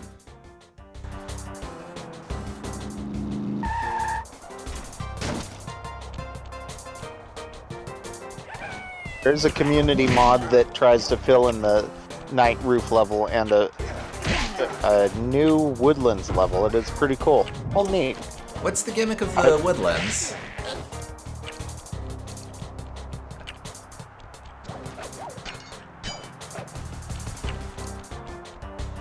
Like, I feel like there are a lot of ways you could take that where, like, oh, because it's in the forest, there's... Come on. Because it's the forest, there's, you get less light filtering down, so there's more of a reliance on sun shrooms and stuff, or something. There could also be trees planted in your garden, which you wouldn't be able to plant other plants on. Also true.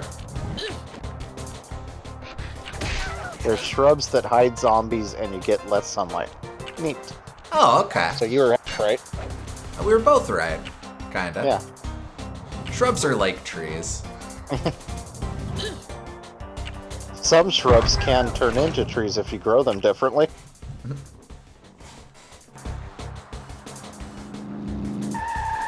Also a zombie with a rifle? No, a zombie with a rifle.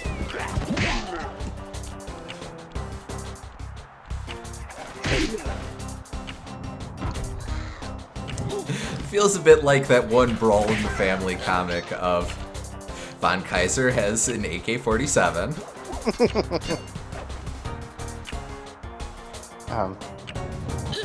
His best friend is Hyena with Gun from the Castlevania series. Pund.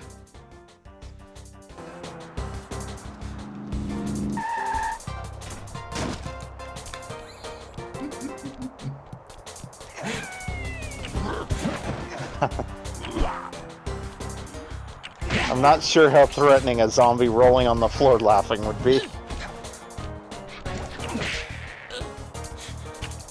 To be fair, I don't know how threatening a zombie moonwalking would be either, but they're one of the deadliest zombies in Plants vs. Zombies.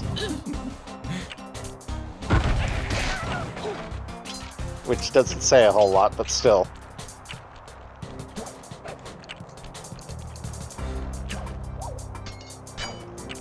I mean, another one of the deadliest zombies is wearing a bucket, so... Yes.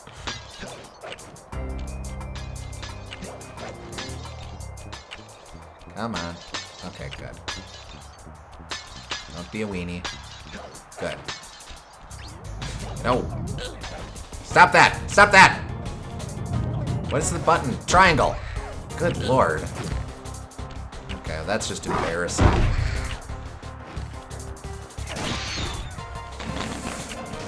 Why? Darn you, physics! Did you just forget what a triangle was for a second there? Kinda.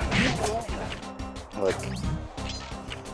I know there's a polygon that has less sides than a square, but it's not coming to mind. Why? I'm sure there's some trick that I'm just missing here. Can you jump past these guards? Potentially. Okay. Gun it! Gun it! Gun it! Quick, quick, quick, quick, quick!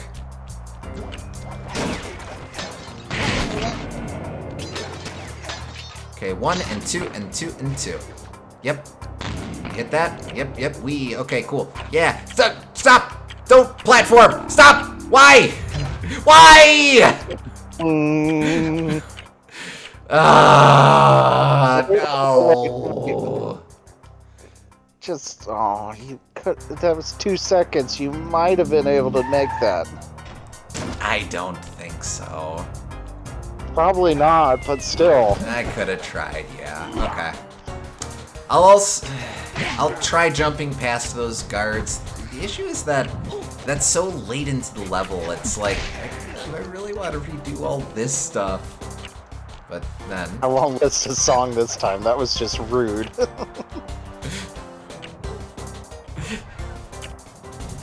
I appreciate the platformer character wasting time platforming.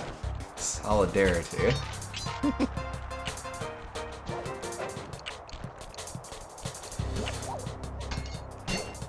Okay. Come on. Don't Like be a jump weenie. outwards and then press the button to snap back to the ledge. I don't think that would work. Yep. Damn it.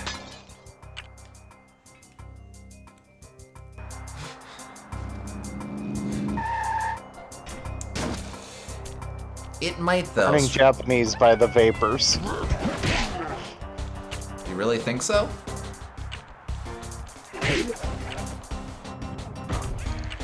What do you mean? It's a lyric.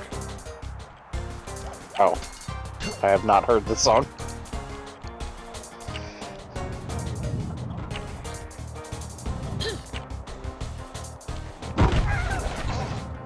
Okay, well, that proved something. Sorry, my phone ran out of charge. What did I miss? Not a whole lot. It was,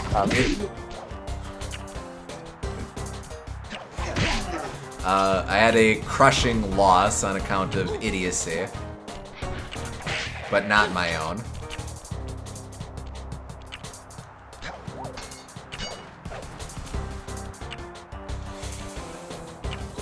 Go, go, go, go, go, go, go, go, go, go, go, go.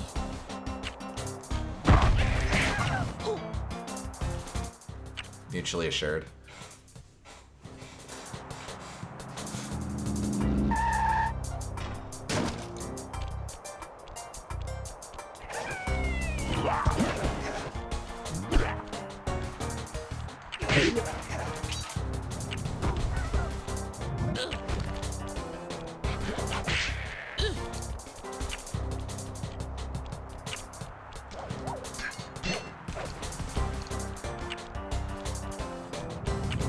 So, Boomgarner, do you just have all these offhand, or are you getting a list from somewhere?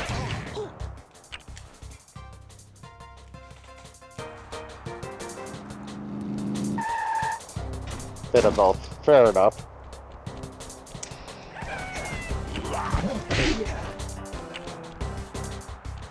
Pac-Man Fever. Hey, hey. Do the Donkey Kong is great. Spoken like someone who hasn't heard the Centipede song.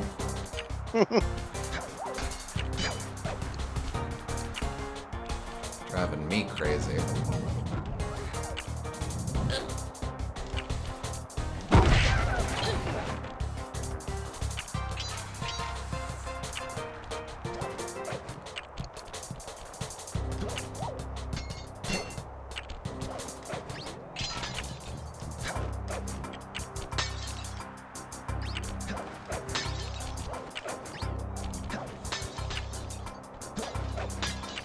Why? I'm getting greedy, but I'm also getting mad. That is quite a bit faster, though. Admittedly.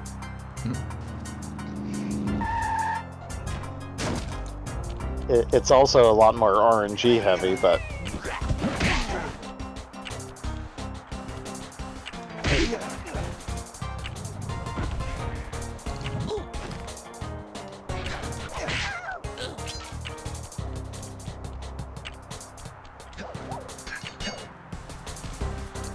Speaking of Pac-Man, I pre-ordered World 2 and super excited to check out the game for the first time.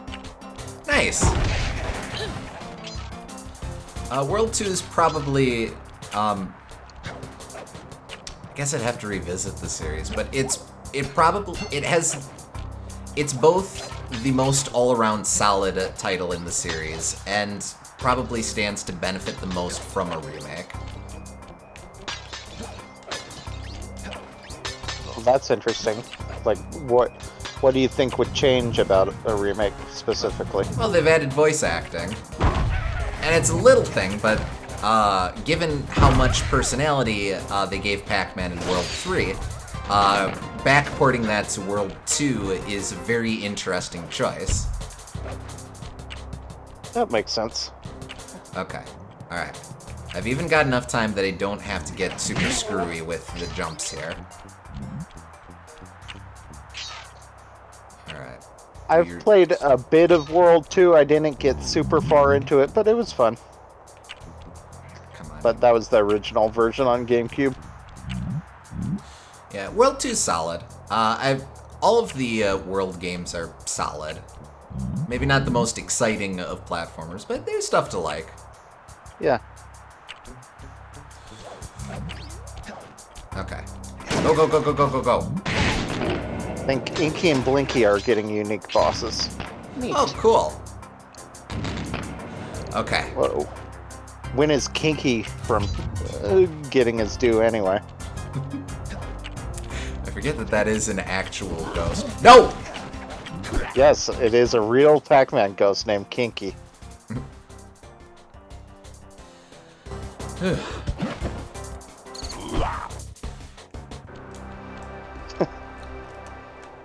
Double back. Let's get that commentary.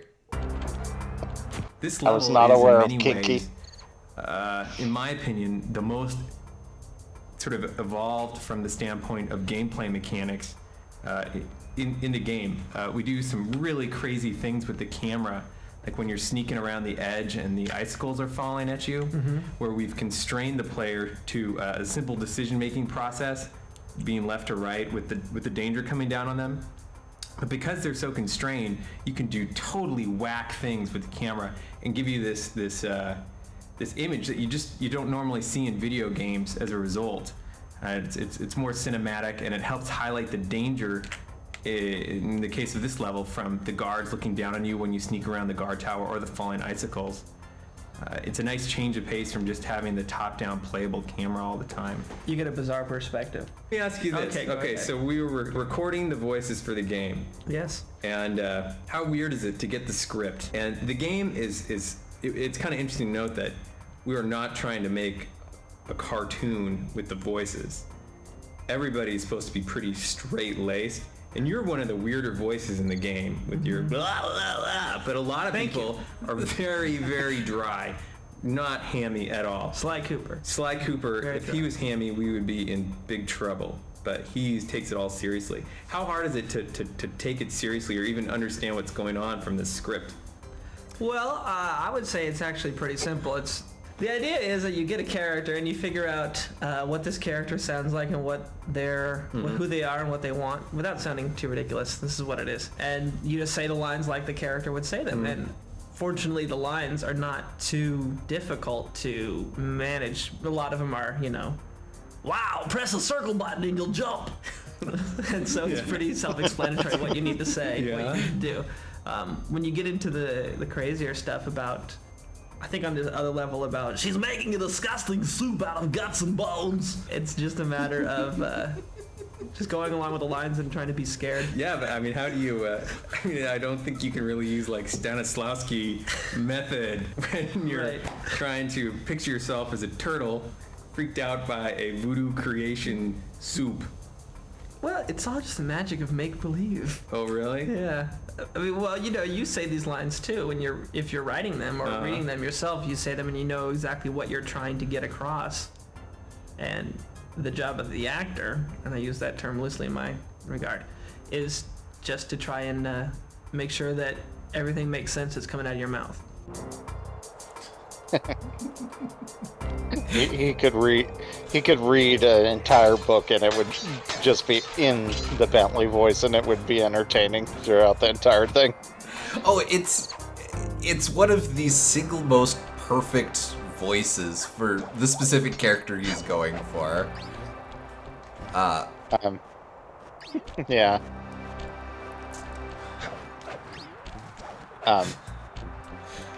But yeah, I think this is the only game that he actually did voice act. Because again, he's a developer. But like, just how could you not go with him? But yeah, back to Kinky. It's Hold up, before we get into your kinks, we need to figure out our next level. We've got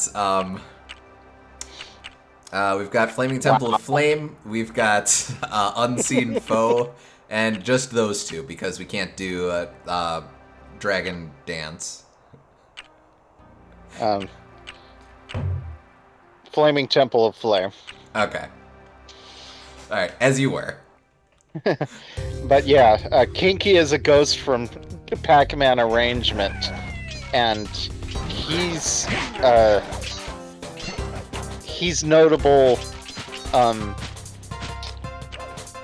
He basically combines with other ghosts, which I suppose fits in with his idea of being kinky because he like merges into them. But really his name is because he's Kinzo in Japanese, which means gold. Oh, okay. Which, as you might realize from Umineko. Yes. But yeah, that's where the name actually comes from. It's just hilarious that coincidentally his name's Kiki for that reason.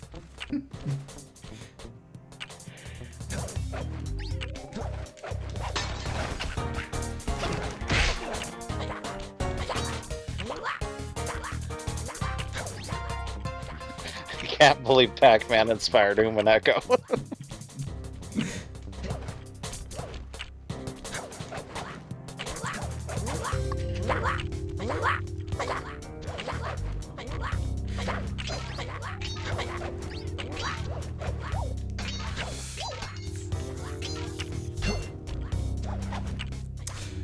Because the power pellet was in this position, this level of reasoning is possible for Erika Furuto.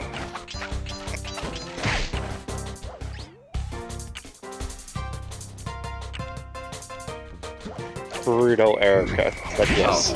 Oh, excuse me.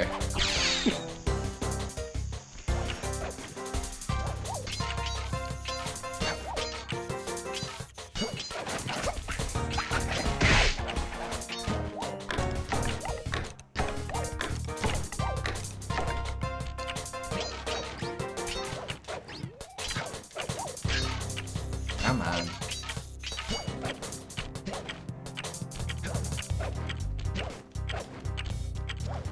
Not happening, but not bad. Can't believe Rika thought she could just get away with adding 2 more letters to her name and making an OC out of it.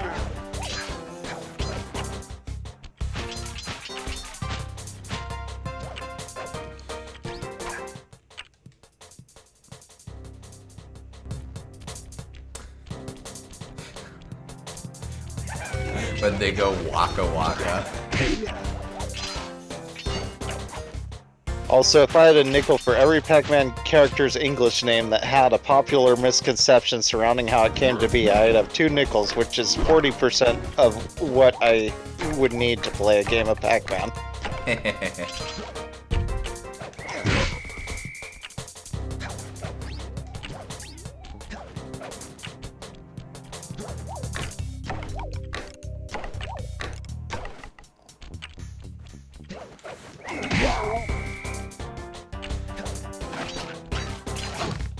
Dead.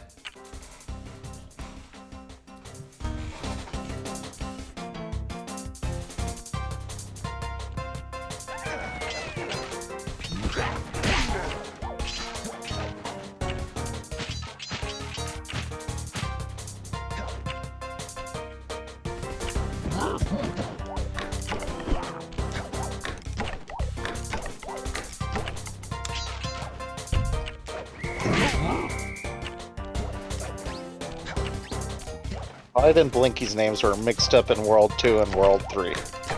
Not Clyde and Sue, huh? Now, weirdly, Sue doesn't get a lot of play. And she probably never will, considering she's a Miss Pac-Man character. Oh, yeah, weird to think that she's the other casualty of unpersoning Ms. Pac-Man. Yes. The three biggest losses of the Pac-Man series: Ms. Pac-Man, Sue, Pretzels.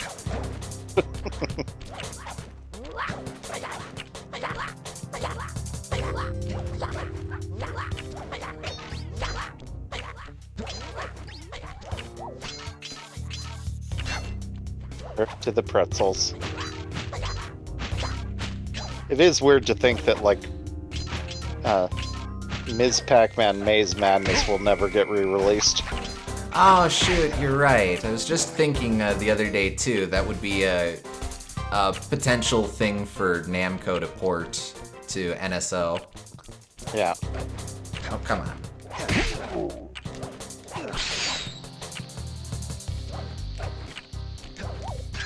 Alright, I think I'm doing okay.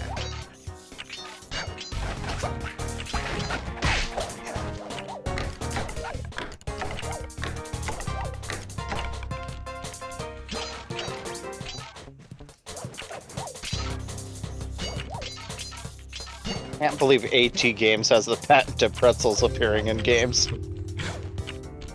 Specifically marching pretzels. Hey, come on! Okay.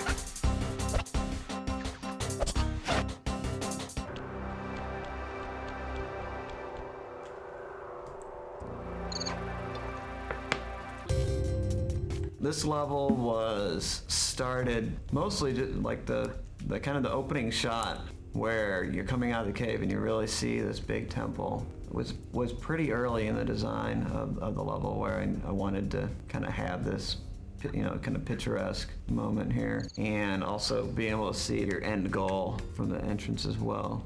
This is one of the more, I guess we call it pretzeled levels, where the course is very much kind of going around itself. It's kind of using this one art space for the different game mechanics. So instead of having a long corridor that has all the mechanics and we have to do art all the way down that corridor or whatever, we take it in one space. In this case, we go outside the temple, we go inside the temple, and then we go across, and you're still able to see the temple when you finish the game, and it's kind of, you're looking down on it. So it's really trying to reuse the art assets by staying in the same space as you're going through the level.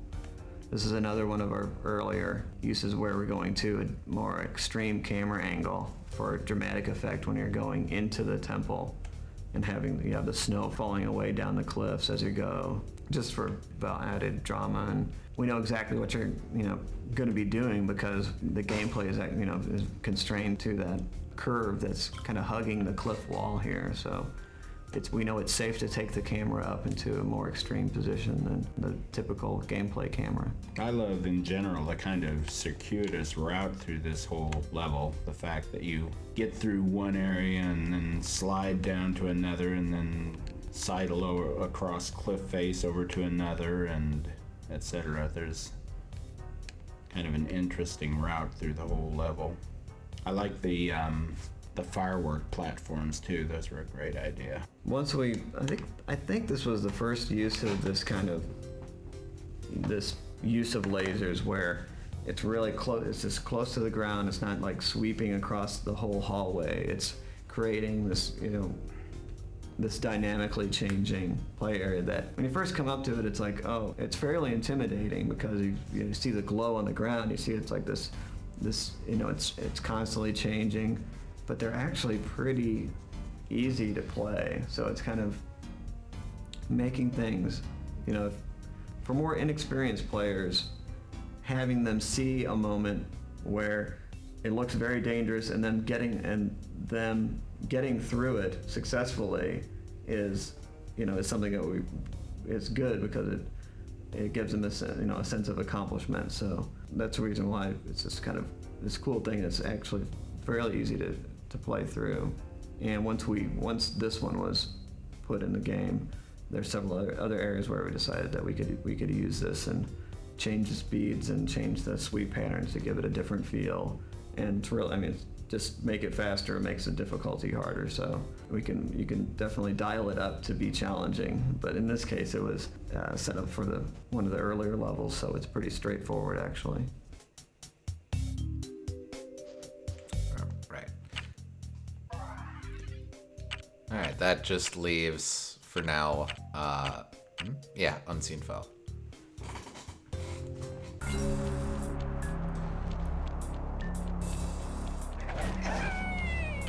All long ones.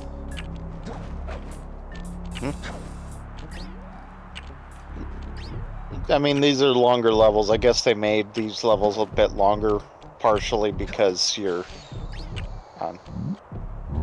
there's a couple levels that aren't regular levels, so having longer regular levels balances that out a bit. Makes sense. Whoa, hello.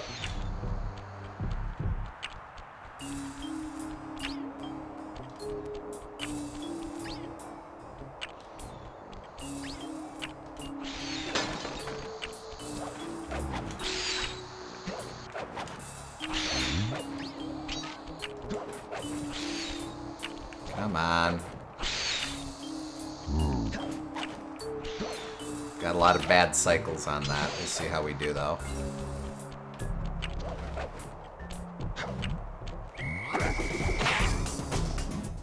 Not very well.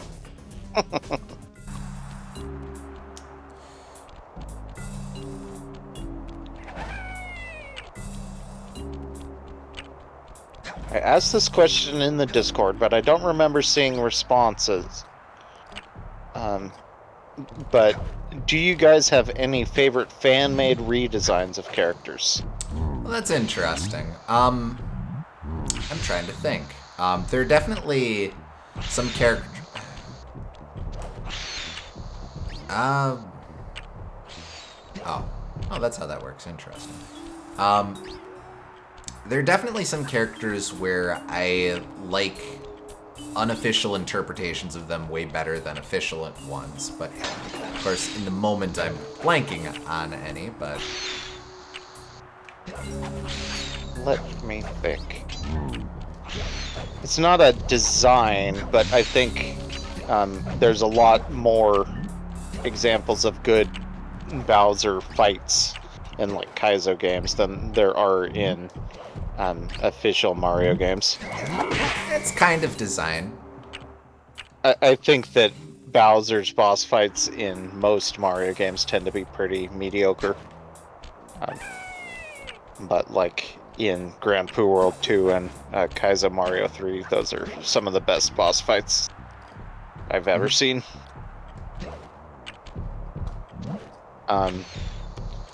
In terms of like character design though, let me think. I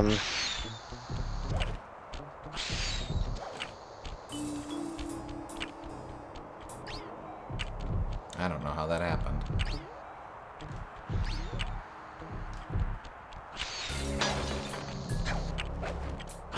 Okay.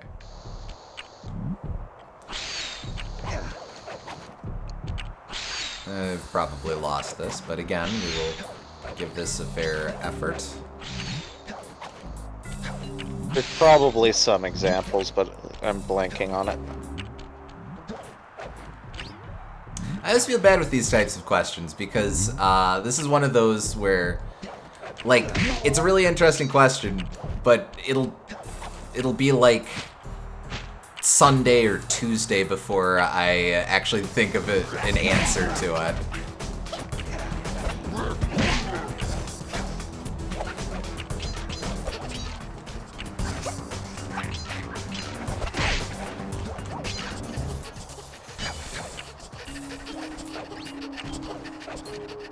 Lady, settle down. It's okay.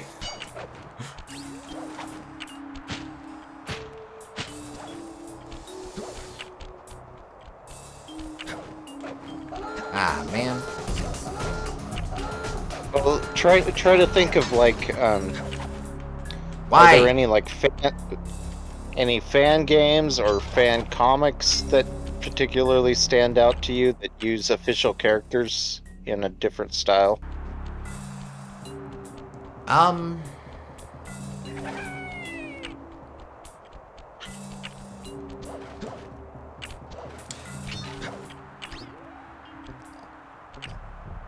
I guess depending on how we count like tie-in media, I think I'm on record for saying that the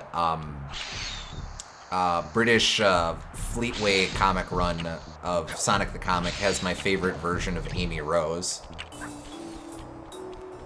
Wildly different take on the character, but like, she's fun. She has way more going on there than she did for the longest time in the games and such.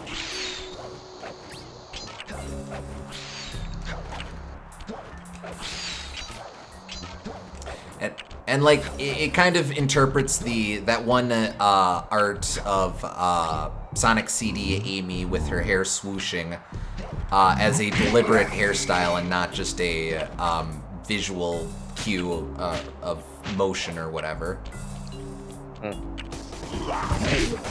So she kind of comes across as having kind of a punk aesthetic. Oh! What?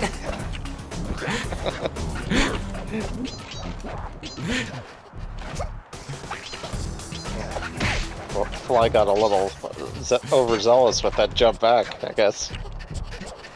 Lady, settle down, it's okay!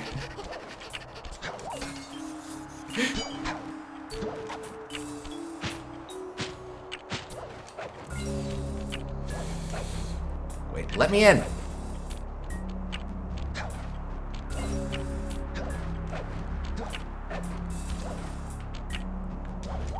Okay. Alright. Just remember your training, Sly.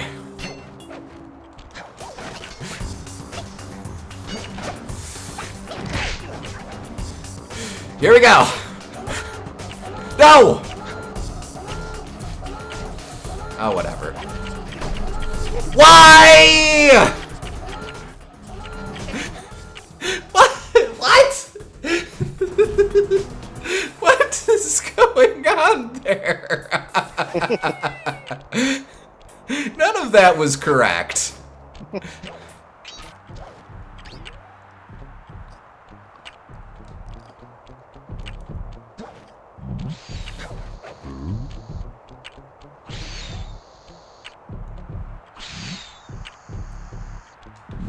Oh, I know a good example of a character who I like the fan interpretation of more than the official one. Dracula. Yeah, you know, I'll give you that one.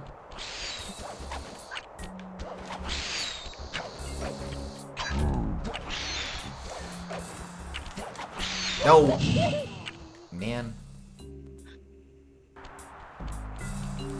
Shout out to Fleetway Supersonic. Always preferred transformations to have cons alongside pros. It's a very interesting take on the character. I think that's going to be like a lot of people's inroad to that comics continuity. If you just know the video games or maybe the American comics, the idea of Supersonic is a crazed homicidal alter ego is a really interesting take on that dynamic.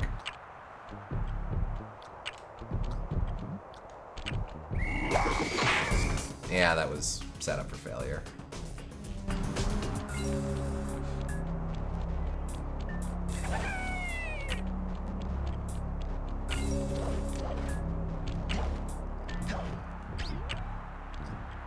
Sup? Goodbye.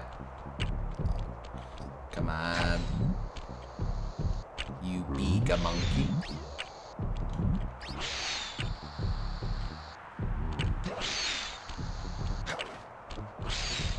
Go away. Thank you.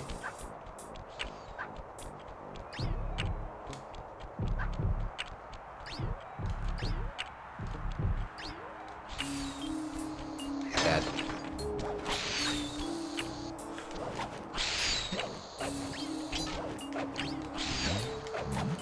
Hurry. Thank you. Why? No. Okay. We're okay.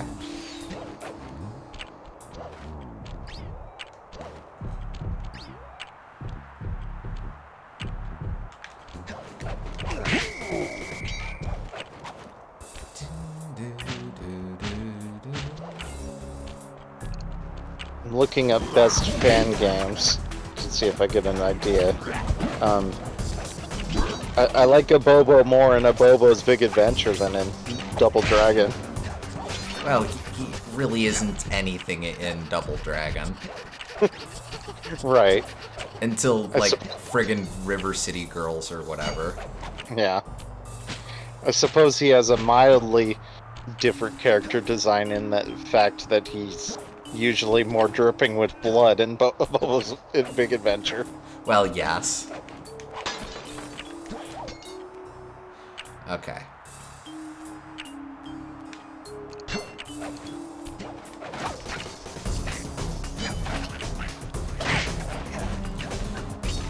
Here we go.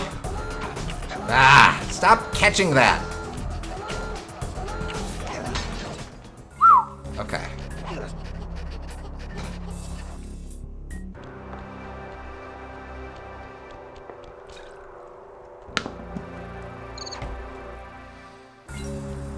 So Andrew, you modeled out this level. Yes, another level that you designed. What do you like about this world? Let's see. Or level, I should say. What do I like about it? I like there's something great about the space. There, the fact that it's taking place, very quickly inside and then outside of these tall, narrow buildings, and that they form both the kind of foreground, sometimes the surroundings, and then actually the background, kind of the sideshow, the thing that you're looking at in the distance. So you're constantly seeing places that you've been before in the level from a distance, from a different vantage point, and I think that gives you this sense of continuous world more than some of the other ones maybe. That was definitely a goal with a lot of these snow levels, was to give you that inside-outside feeling. Right. And this level starts with something that we thought was going to be really difficult for players, which was you get up to this door and it's locked and there's no way to open it. And there are two open windows that you can go in, and it's pretty easy to overcome. This level was actually made before the Paris level, but we had to test it and have people experience the frustration not being able to get through the door to know if it was gonna be okay or if it was gonna be too aggravating to include in the game. But that is a seriously simple mechanic that seems to reflect sort of breaking and entering. Right. And the whole level is like that. You're going in, you're going out, you're on top of roofs. Always entering through windows, Yeah. doors. This level has a really bizarro laser grid on the floor. Right. And it's bizarro because there isn't a discernible pattern how you're supposed to go through it. Right. You look at it and you think, okay, if I study this long enough, I'll see that I need to go left, left, right, left. Right. But really, there's none of that. You can stare at it for 45 minutes and you won't see the same thing again because it's all just slightly out of cadence with each other. Yeah. So you have to, right off, you just have to make it up as you go along. And once you get into the middle of it, it's pretty. I mean, there's, if you're really paying attention, there's enough time to adjust to what's going on. But it's great because you've got everything out of phase enough that it feels very almost random. One thing about this level too, this is maybe one of the cases where we learned a little bit about not having the level designers model out quite as much of the actual terrain or the walls and things like that. So the buildings initially in this were fairly tightly modeled, and the gameplay was fairly tightly constrained to the buildings, and they were initially fairly straight, like a lot of the stuff is that we get after after level design has been through it. And so making it kind of funky and unusual was a little bit of a challenge, and eventually required us to go back in and change a little bit of the way the spaces were laid out and everything. But I think it ultimately worked out really well. But it was a challenging level because you've got gameplay both on the inside and the outside of these buildings. So the wall is very, in a lot of places we've got room to just push back the wall in places here and there, and in this one it was very tight and brought up its own unique challenges that I think a lot of the other ones didn't have. All right. And like I said, we do still have Duel by the Dragon, but we will have to come back to round that one out. Shouldn't take too long, though. You were gonna check it, though. Might as well see if we can at least do the time trial.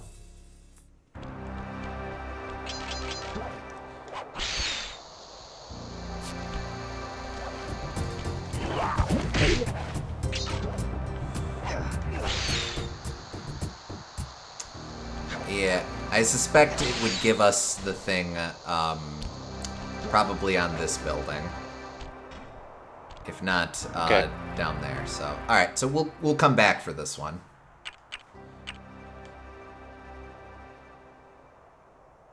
I'm gonna head out, guys. Nice talking to you. All right. See you, Liam. Thanks for tuning in. But all right. That just leaves the final world. Okay, partner, this is it. A trip to Clockwork's lair.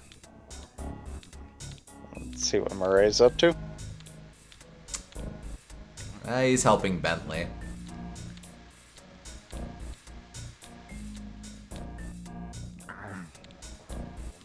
Can't interact with him directly, so he's doing his best. Okay, partner, this is it. All right. A trip to Clockwork's lair. Here we go. We were on our way to the Krakkarov volcano in Russia. While looking over what little information I had on the final member of the Fiendish Five, I began to notice something. In the 4 parts of the Thevius Raccoonus recovered so far, several of the pictures depict a shadowy owl-like figure, which looks very similar to the police images of the mysterious Clockwork. Is this a strange coincidence, or is there something I'm missing? Sly Cooper in the cold heart of hate.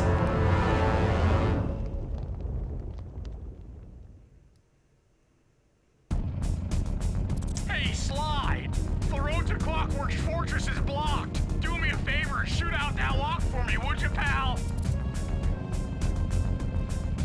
Oh, with square. Okay. Whoa! Check out all those mines!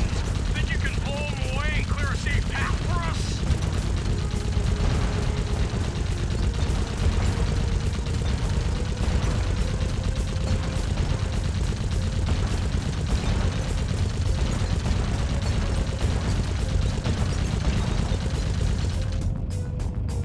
Bingo! My scanners indicate the Clockwork is holed up in that owl-shaped tower. First things first, we've got hostile robo-falcons at 12 o'clock, Sly.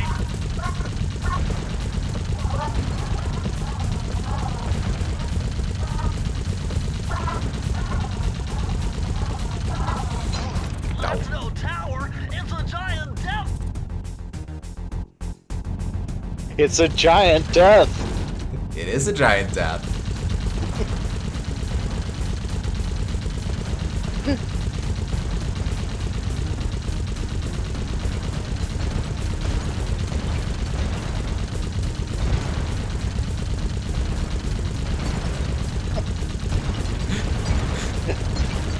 I call that an average size death.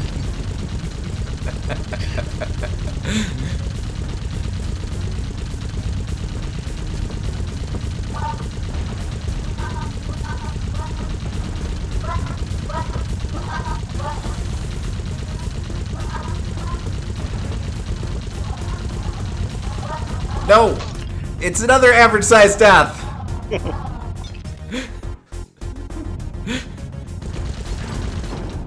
Maybe I have to... Okay. The road to Clockwork's fortress is blocked. Do me a favor and shoot out that lock for me, would you, pal? We already did that, Murray.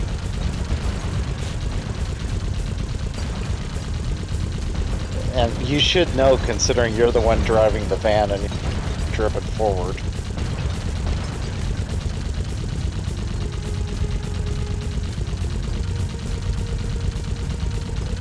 Alright, come on.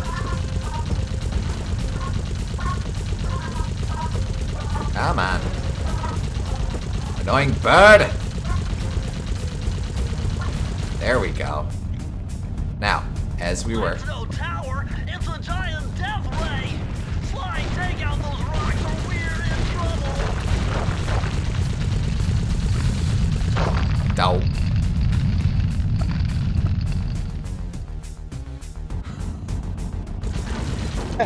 Do me a favor and go back in time 5 seconds so you can shoot out that lock again for me, pal.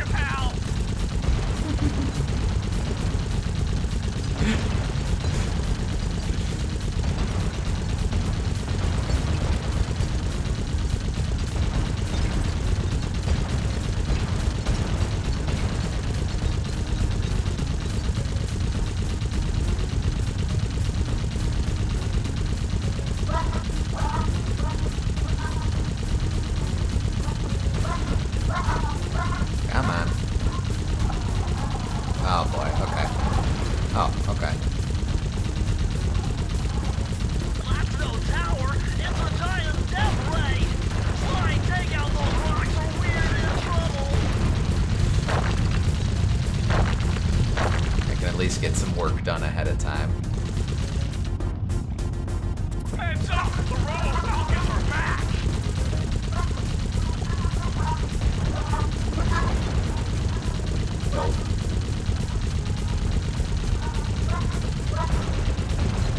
Oh, hey.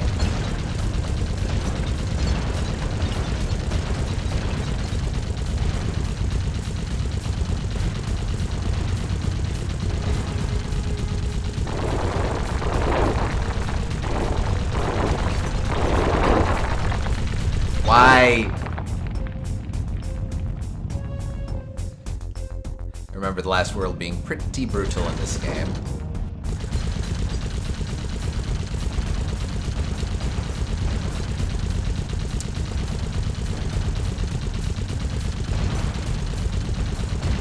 And those Robo Falcons seem pretty eager to show you their moves.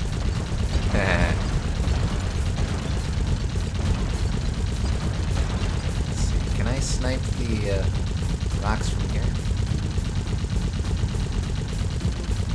I can snipe the rocks from here. I mean, I shouldn't, but I can. You shouldn't as in you shouldn't be able to, or you shouldn't? It's probably not strategically viable to do so from that far back. I mean, it's viable if you don't have anything else you need to be doing. That's true.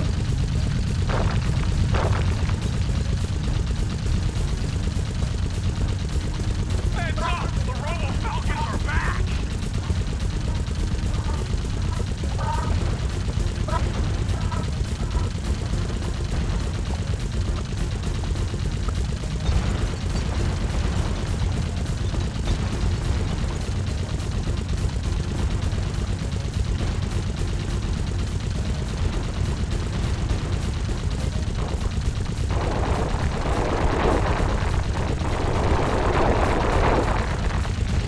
Okay.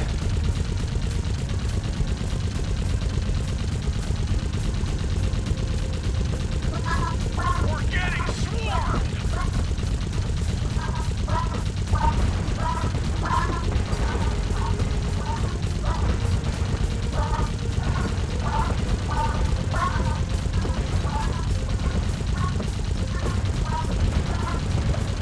One more. Nice shooting, Sly! Looks like we're in the clear! Murray, that cave doesn't look tall enough for the turret to make it all the way through. What? But the turret's lower than you are. Through that security door on the far side of the cavern. The only way to unlock it is to analyze at least 60 of those hanging computers. Would have been easy to get at them if Murray hadn't thrashed our new turret. Yeah, won't be a problem. I can hack the computer's connection coupling so they'll fall to the ground. Then, Murray will have to run over them with the van. Okay, and Murray, remember to use our new battering ram by hitting the square button if anyone tries to keep you from those computers. I guess he must have jumped back in the van. Yeah. Just off screen, don't worry about it. Getting to them before us. The first one to 60 computers wins.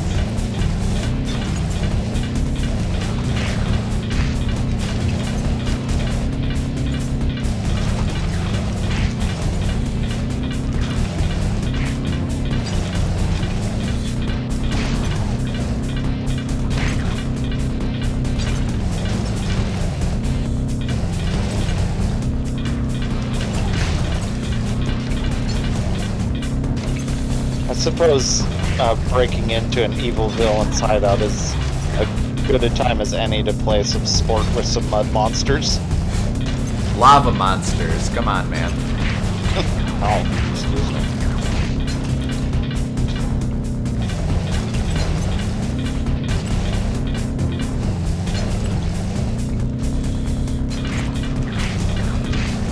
Y'all should have put the battering ram out first if y'all were so concerned about the turret. Consider that, Sly. Not wrong. I mean, yeah, but then you would be at risk of the Robo Falcons destroying it.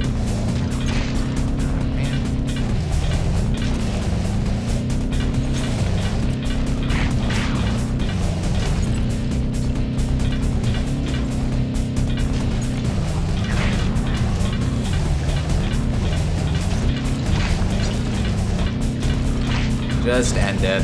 End it. Too slow, Murray.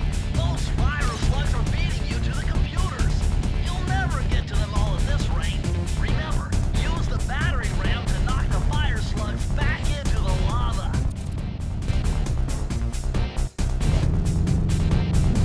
Murray, there are only 119 computers up there, and these fire slugs... What do the fire slugs want with computers anyway? They're learning C++. On that note, good night. See ya, Boom Gardner. See ya, Boom Gardner.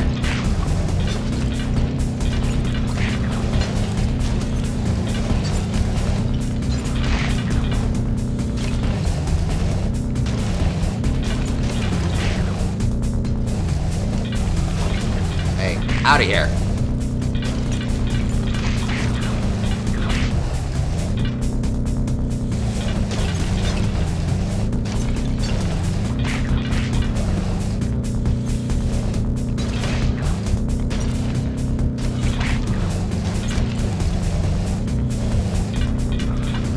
Come on.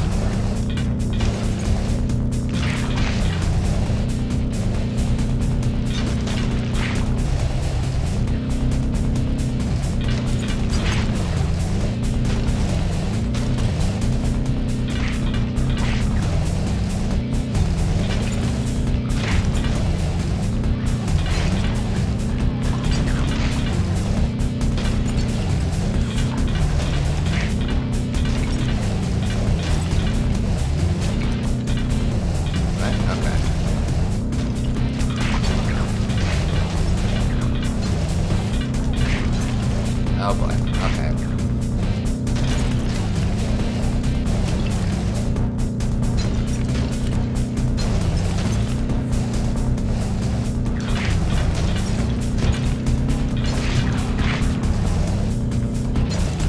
Also, why are there exactly 119 computers on the ceiling? Why not? Driving, Murray. Now we have enough data to open the security doors. Just past them is the control room to Clockwork's Death Ray Tower. I think it's time for some Cooper thieving and sabotage. Don't you think, Sly? They're the old models before they updated to Windows XP. There you go. A daring rescue. Careful, Sly. Those tiles are booby-trapped. You better get out of there. Hold on. That's Carmelita. She looks trapped. Serves that cop right. She's been dogging us from the start. It's just a yelling misunderstanding. at? We've got to free her. Are you crazy, Sly? Clockwork probably stuck her there to trap you. But if I don't do anything, Carmelita's doomed. Besides, stealing just won't be any fun without her. Sly, your ridiculous raccoon logic sends shivers up my shell. But if you're determined to go through with this, that barrel will undoubtedly help, though I have no idea how you'll get up there. Dude, a spire jump here, a rail slide there. I've done this 1,000,000 times. Dude.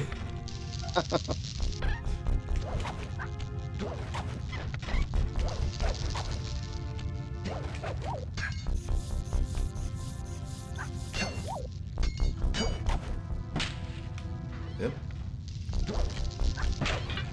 Oh, hello. What? What?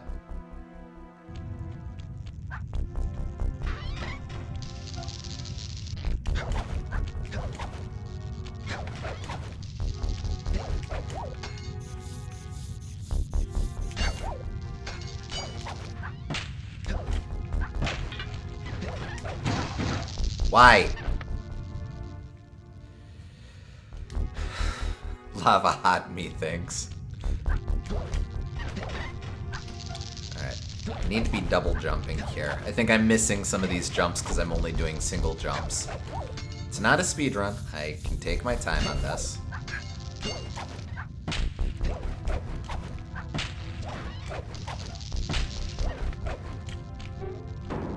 Oh, why, thank you. Hello.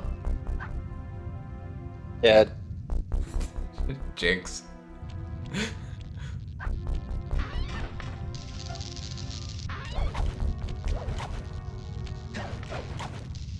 Is that one of those dippy water birds? I don't know if intentionally, but kinda. Because this is a bird-themed area. It's true. Oh.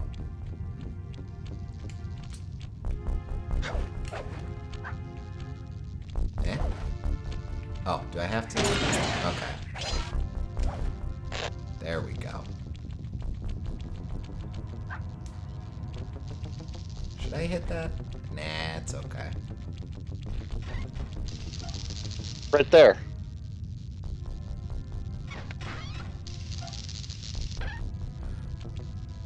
Is it a dippy water bird? Oh, okay.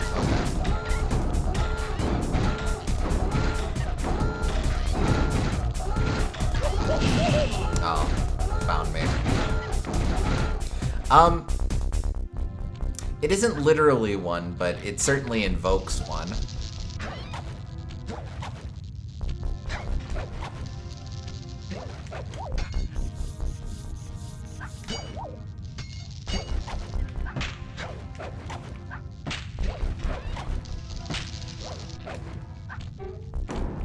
Oh, good. Thank you, game.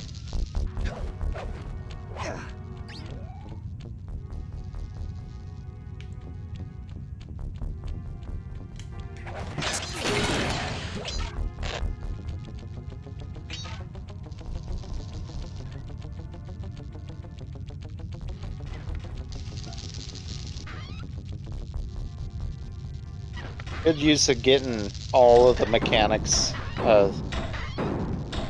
wrapped up in this one more final challenge. I always like a kind of final test sort of design. Agreed. Ah, damn it.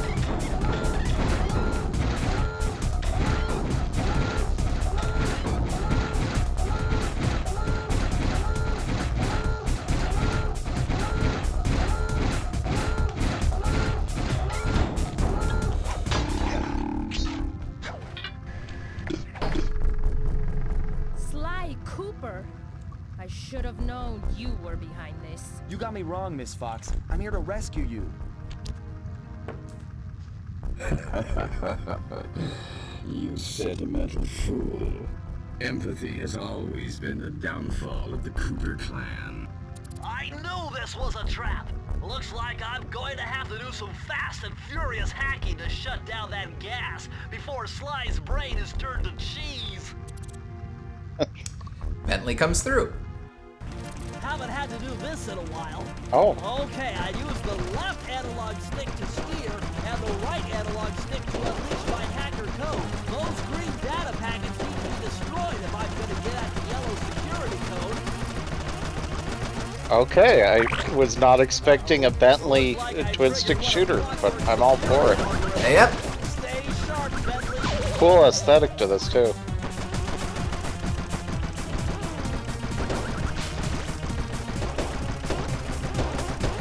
I think it's really cool that all three of the Cooper gang members get to be playable in this last chapter.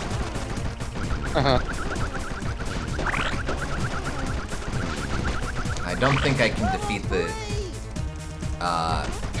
security guys. They are polite enough to give you a couple of hit points here as well.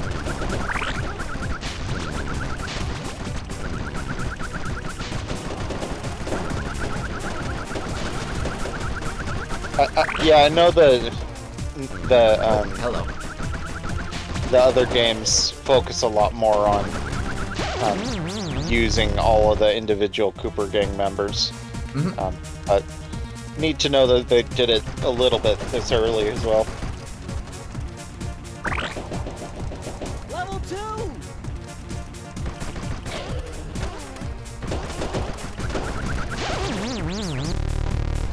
Oh, it is an insta-kill if one of the security protocols tags us. So now you're more of a 5-hit wonder. Alas, my musical knowledge fails me here. Level 2!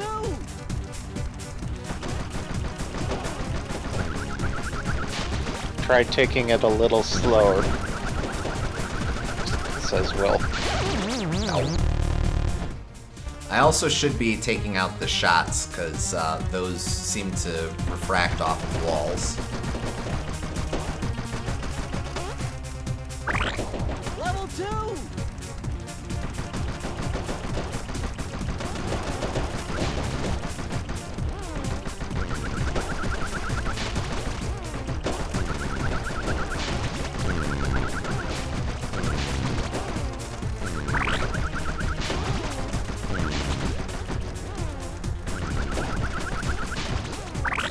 Level 3!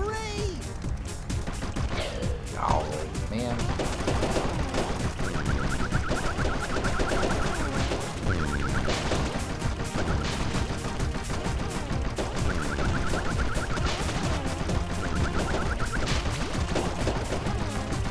Funny, they break apart almost exactly like asteroids, which, considering your control scheme, I think is pretty fitting.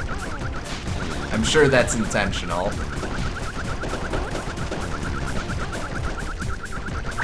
Like, asteroids isn't exactly a twin-stick shooter, but it's definitely like an early take on that concept.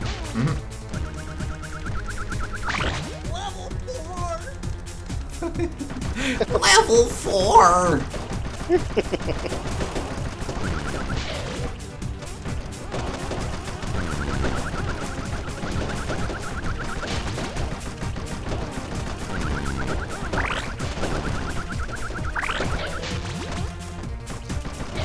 Ow. Oh, hey. I'm okay. He's actually a 6-hit wonder.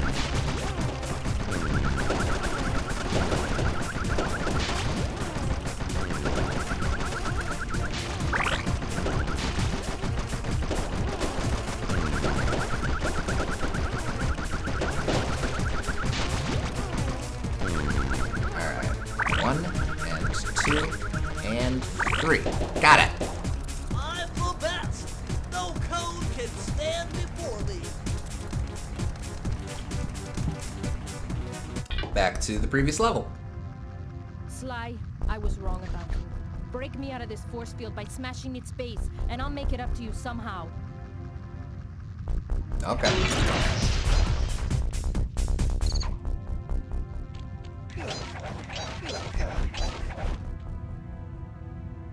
A temporary truce.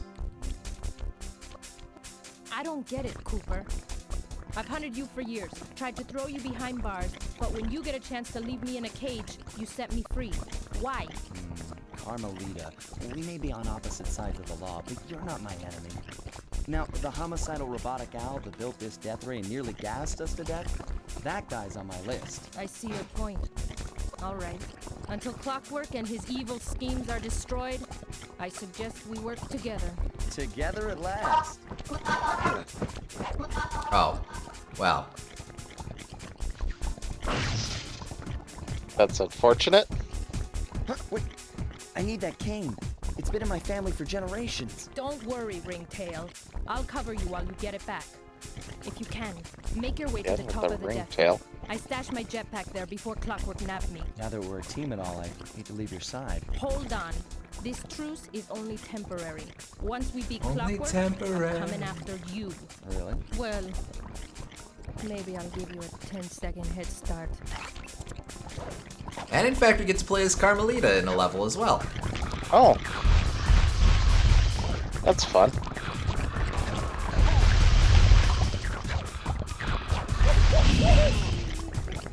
Well, those lava slugs ain't messing around. That's cool too. They probably tracked. It's probably an actual level that they made and tracked the movement of with Sly, and then played back the footage of them playing the level. I mean, this is being done in engine, but they probably, I think to what you're saying, they probably did do a lot of the planning or pacing around actual proper gameplay. Well, right, but I mean, like, I think they literally recorded themselves playing the game. Similar to how in Super Mario Sunshine, Il Pianissimo was them playing the game and playing back footage. Oh, I don't think I do. Do you mind? Deed.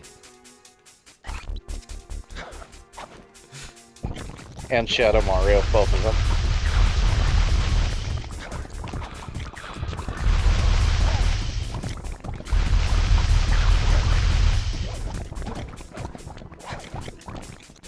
And in Super Mario World, there's like the intro cutscene level demo, for example. Oh, sure, okay. On the title screen.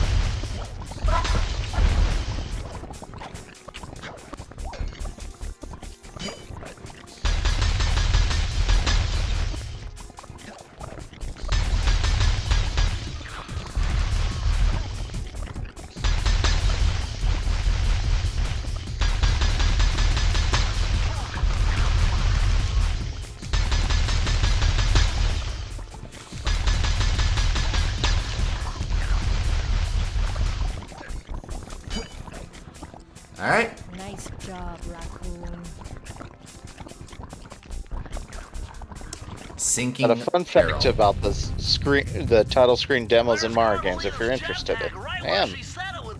By all means. The magnetronic support field for the death ray got destroyed as you were making a run for your cane.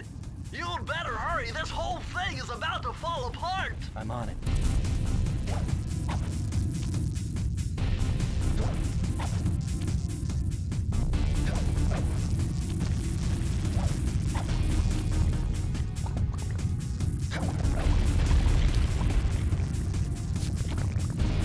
It's sinking fast. Climb, Sly, climb.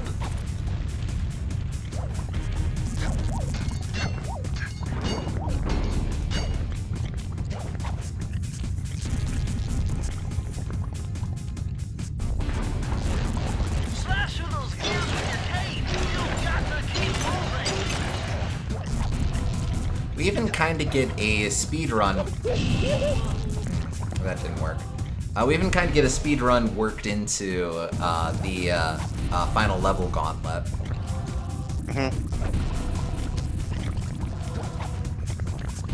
Also, I like that if those gear spikes were in a Mega Man game, they'd be instant death.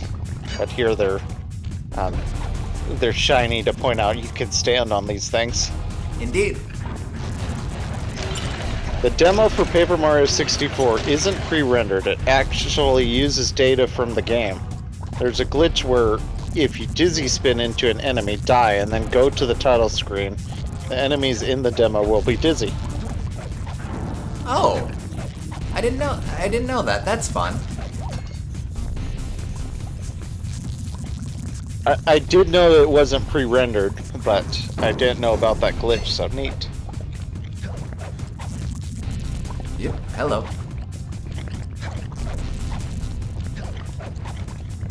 Ow.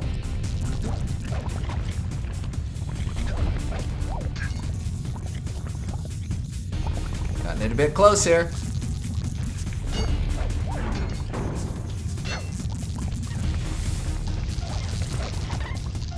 Okay, a little too close.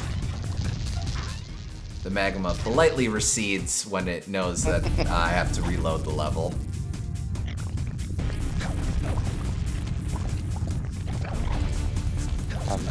Maybe Sly's just super magma absorbent, so it lowered the level of all the lava in the surrounding area. See, I didn't think of that. You might be onto something there. Hey, nope, that's fire.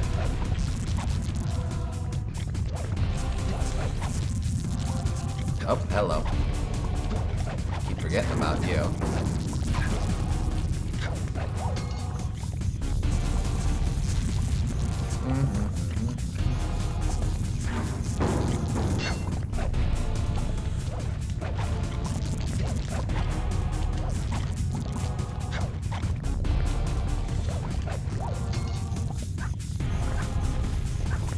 The magma just really hates him. When he dies, it loses its rage and goes back down.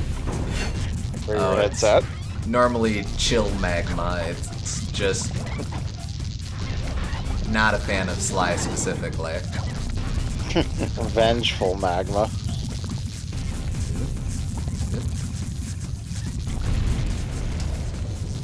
Magma punished snake. Oh, okay, here we go. Got it. A strange reunion. Okay, that jetpack is easy to fly. Use the left analog stick to aim and steer, and press the square button to fire its rockets. Sly!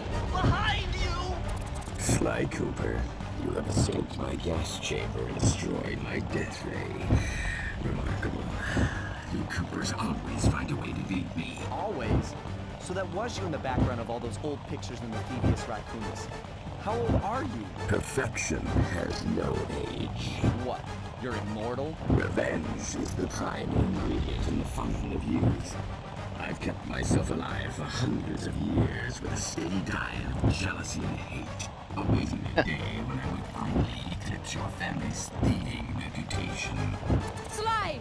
My missiles don't hurt him but seem to create holes in his armor. Shoot into the gaps I create! Alright, here we go.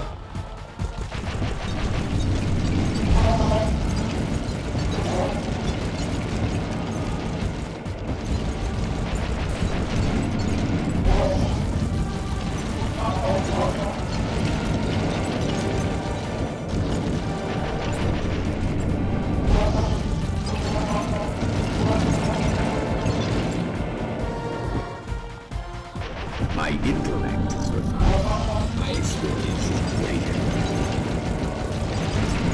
Whoop.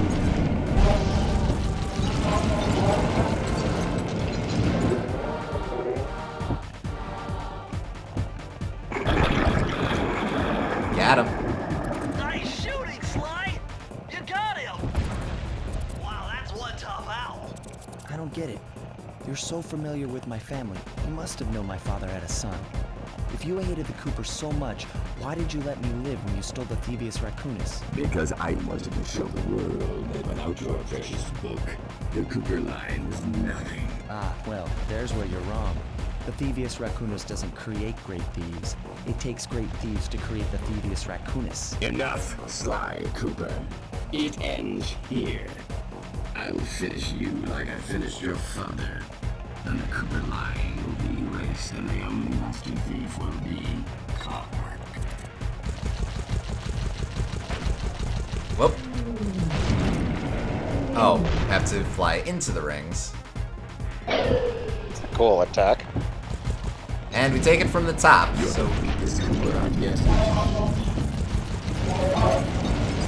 you do have to properly do the full fight on one hit point.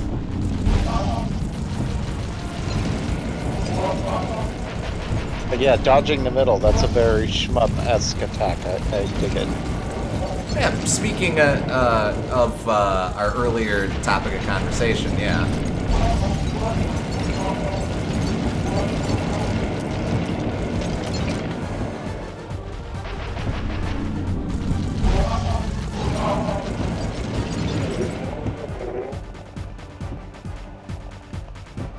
I mean, it's probably a little hard to be stealthy when you're a giant mechanical bird.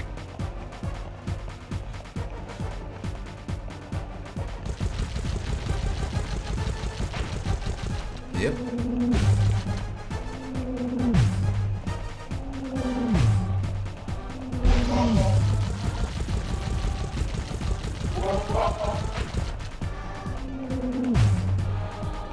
Well, reversed.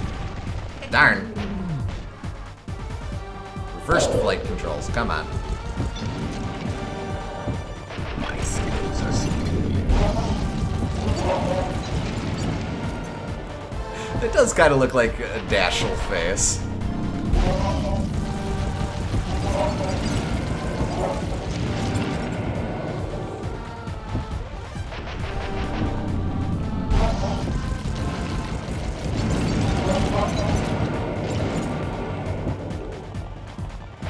You can't dodge me forever.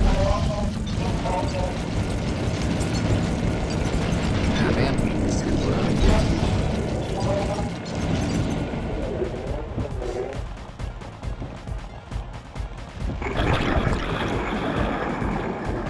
I've analyzed Clockwork's attack pattern. Fly through the center of the ring charges to avoid their radial blast. We figured it out, but thanks, Bentley. Just for the kids who didn't quite get it. Yeah. You cannot escape me.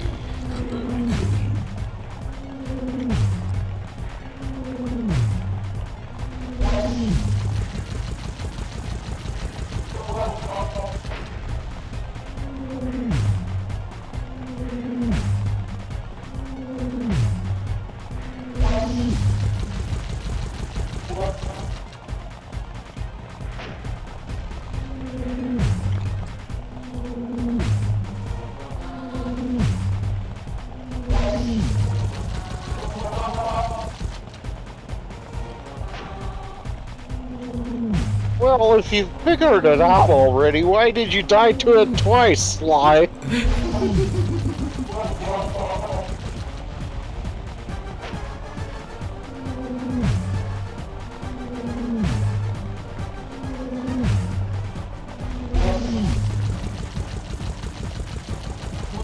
My intellect is refined. My experience is greater.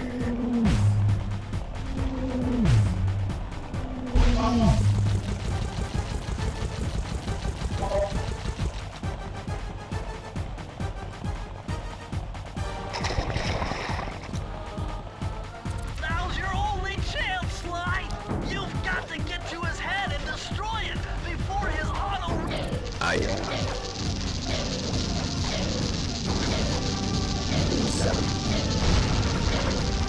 No. Rip. From the top. You're the weakest. So I missed the explanation as to why Clockwork didn't kill Sly in the backstory. Because he wants to prove that he's better even with the Thevius Raccoonus. If he killed Sly when he was a baby, that wouldn't prove anything.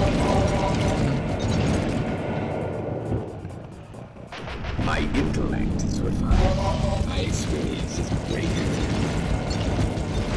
My skills are superior.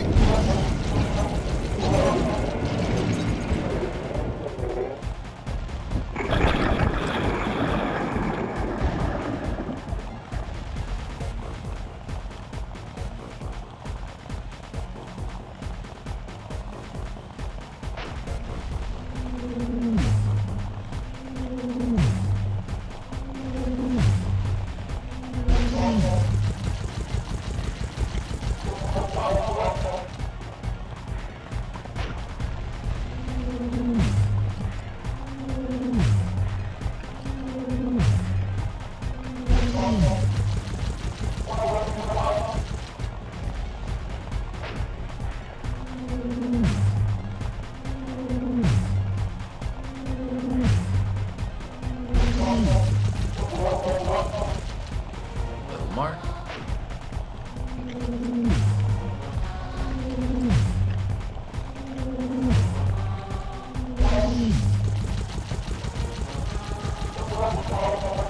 All right.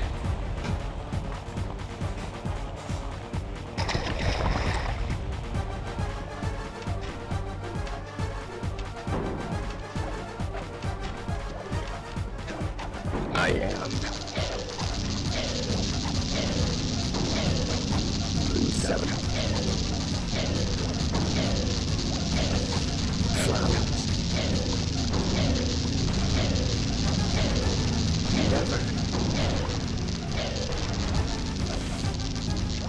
Lava tomb. Crap. Lay. What? Feet together.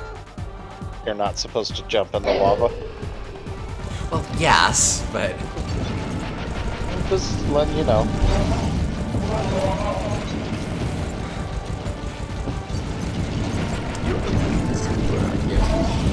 it always throws me when the home-in effect on the pipe climb or whatever doesn't quite kick in.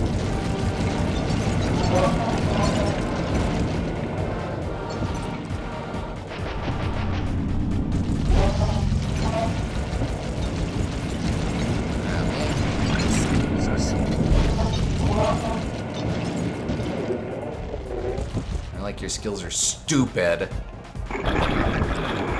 Your skills are superior. Oh, the game gave me a horseshoe. Okay, thank you, game.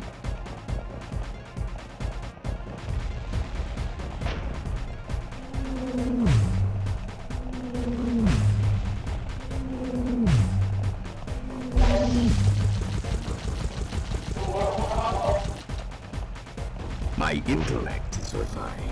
My experience is greater.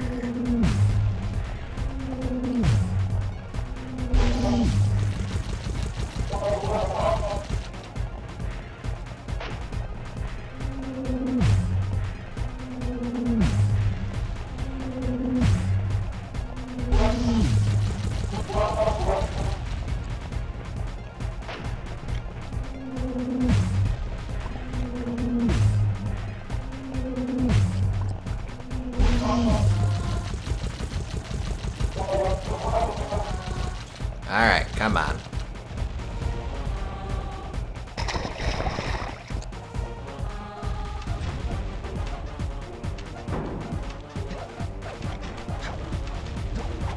I am.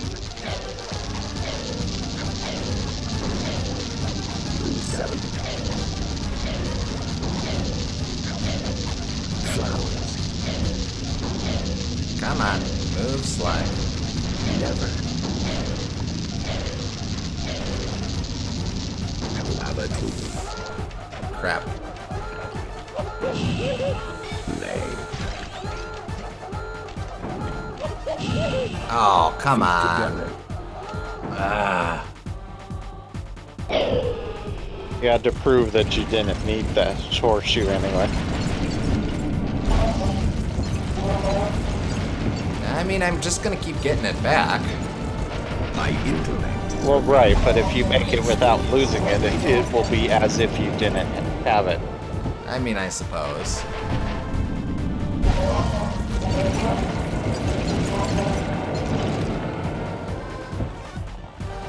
You cannot save me. Can't make out what he's saying in this final section. He's sort of tripping over himself, trying to speak. I think it's very HAL 9000 breaking down.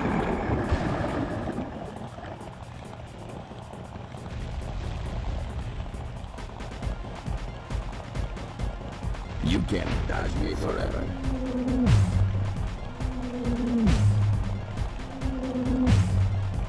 You know, if Carbine from Donkey Kong Country 3 had a evolution, it would be Clockwork. Yeah, I could see that.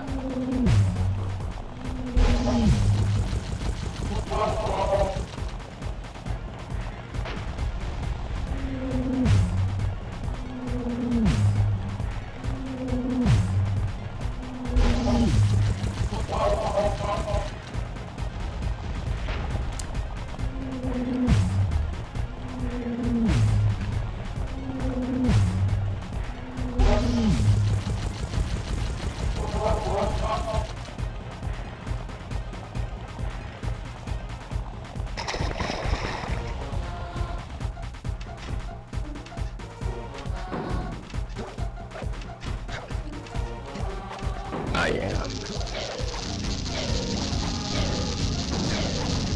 Route 7. Flowers. I am Route 7, flowers. Never. Lava tomb. Lava tomb. No, no, come on! Horseshoe, thank you. Feet together. Feet together. I will live. I will something. Live. I hunger.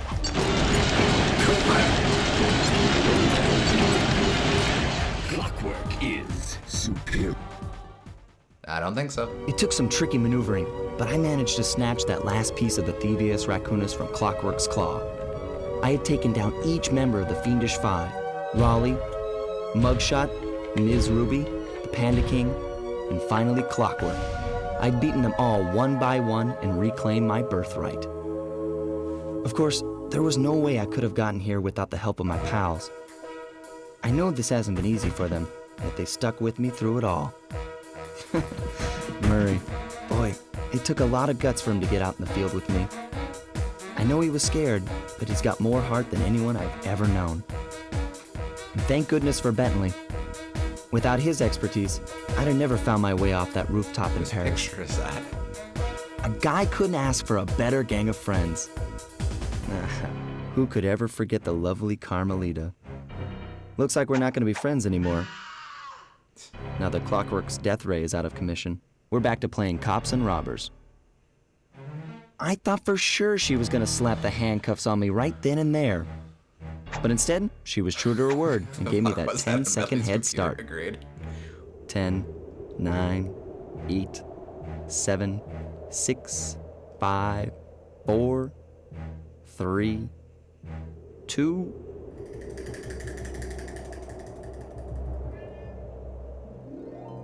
1.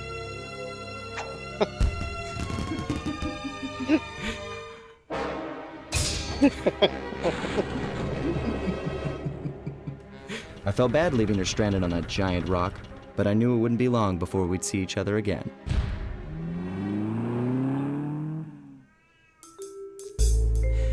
And that's game. Kind of a fun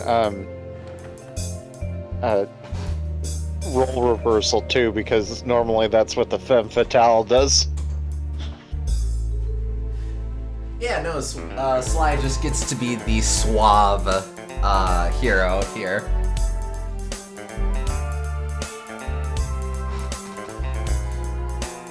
Oh, weird, they don't actually credit the guy who voiced all the other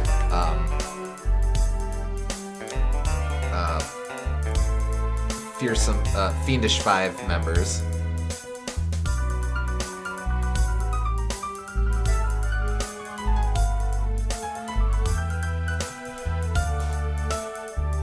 So we've got a little bit of cleanup to do, of course. We've got that one last level to round out, but apart from that, that's the full game of Sly 1.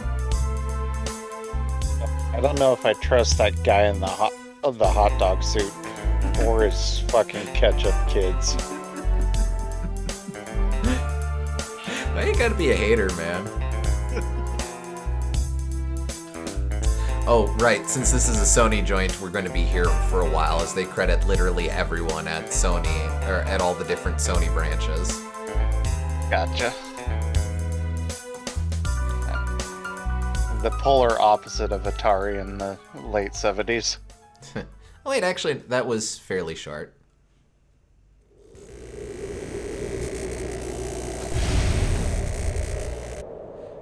Well, naturally. Yeah, to the surprise of no one, Clockwork will be back.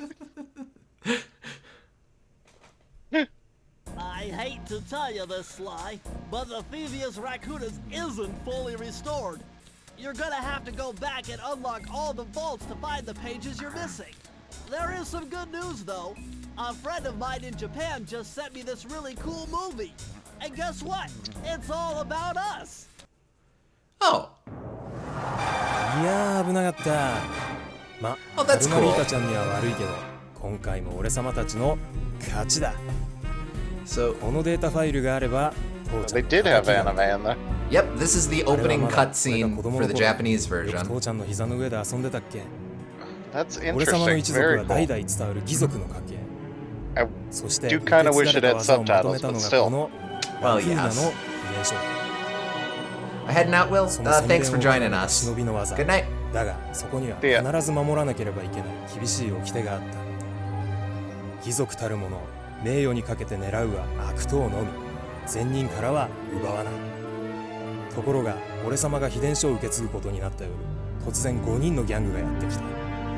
奴らは俺を守ろうとした父ちゃんを、そしてとうとう見つけ出してしまったんだ。大切なラクーナの秘伝書を。 But yeah, that's super cool that they, 奴らは俺様の全てを if 奪 they're い合う。 going to do a different version きっと for 中に書かれた技 each を使い region, 悪い at ことをし least でかすに違いない。 preserve it on both versions. そして俺様は一人ぼっち、町の孤児 Makes に me think that the Japanese version might do the opposite thing. 天才 I think 発明 that's the 家 case, 頼れる yeah. 相棒ベントレー、そしてマーレ。ベントレー食いしん坊でちょっとドジだがマーレまあ憎めない弟分さ。仲間と一緒に俺様は父ちゃんの Is the animation slightly different? It そして遺伝 is. 書を取り This 返 is す。 completely クーパーの名前 reanimated に from 恥じ the ない貴族に original. なれるか、 Yeah. それとも失敗してご先祖の顔に泥を塗るのか。さあ俺様たちの運命はどっ This is ちだ。 probably a different animation studio that did this. I'm given to understand that all of the cutscenes in the Japanese release look like that. I think we only get the opening, but it's still cool. Oh yeah, the secret police file, the Tokyo police file. Cute. Still got a little bit more to do though, so let's see if we get anything for rounding everything out. It's cool that Clockwork's World, it still kind of had individual levels, even though you play them back to back to back. So they had that. It didn't sacrifice the pacing, but it still feels like a full world, which is interesting. I like that approach. Yeah, it's... come on, man. It's a really cool take on doing a final rush like that. Just having a, Freeze, raccoon! How can we I have to freeze sit when through my this heart again. warms at the very sight of you? Just Shut up, rushing Green through, I don't know what you're doing having a here. bunch of those levels, and a full world's worth of levels, but You must only have eyes for me have if it be you all want to see what's interconnected, going and on around here. if you're All I following the see map, is you're that able to those track who've the escaped progression justice for far too long. approaching I'm proud to be a Clockwork's Especially death when ray. I'm stealing from a vicious extortionist like the Panda King. Open your eyes, detective. These quaint temples are a front for an illegal explosives factory. Don't try to confuse the issue. You criminals are all the same, and none of you can escape justice.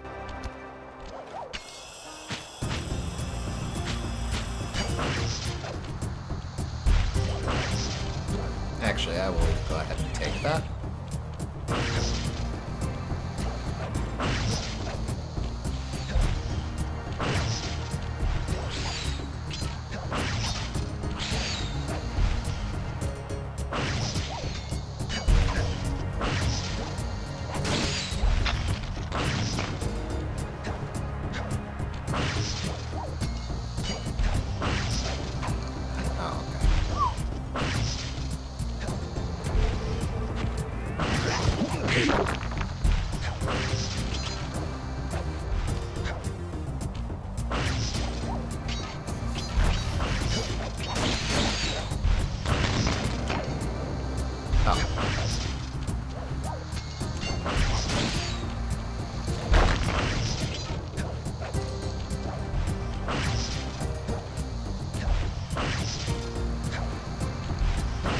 Wait, nope. Oh, I do want to be down here.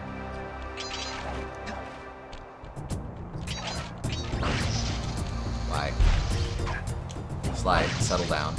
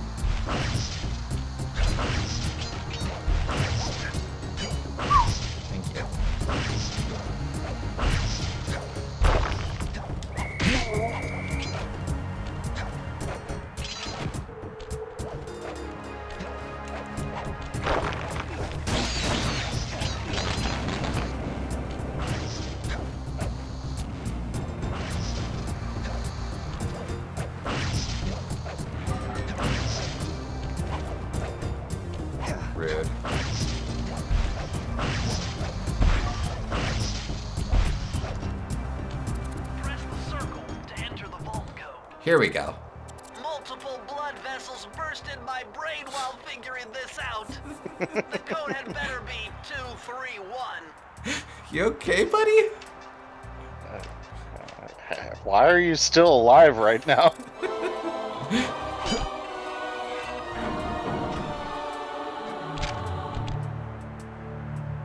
Amazing! Colonel Reed Cooper's time stopper technique. Press the triangle button and execute a flashbang that will stun all guards in the world for a few seconds. I can see how this might be useful and entertaining too. I'm not okay, and I never will be okay again, Sly. At long last, the Thevius Raccoonus restored to its original state. The first time I held the whole thing under my arm since I was 8 years old. The same weight that all my ancestors had felt beneath their arms as they had passed it on.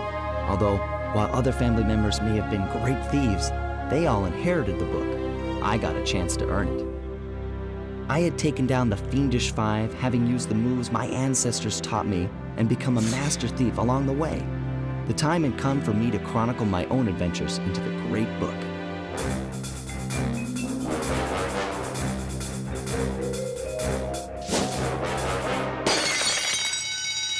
This is gonna be fun.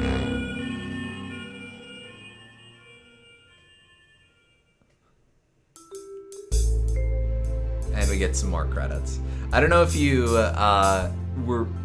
tried reading Sly's entry in the book, but there was actual text there. I only caught the last paragraph. It was something to the effect of, "I need a smoke. I'm gonna go take a smoke now." Oh, okay.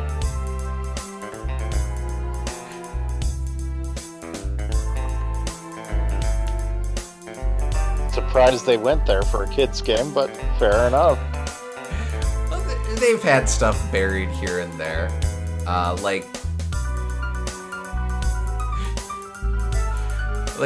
Again, the whole kick-ass thing, or you clocked Sly mentioning something about mugshot roiding out or whatever.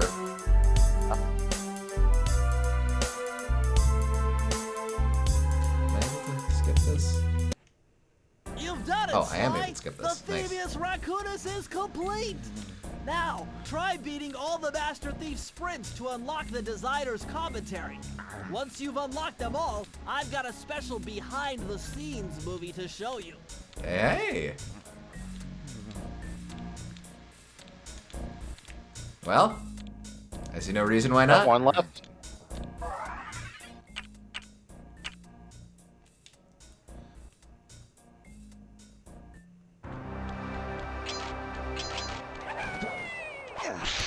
And the longest Master Thief sprint in the game.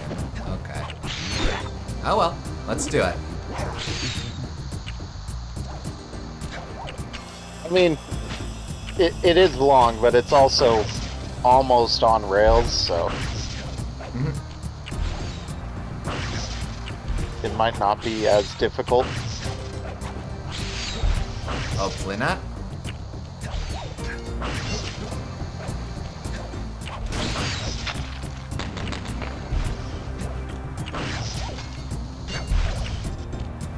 Ah, come on. Crap.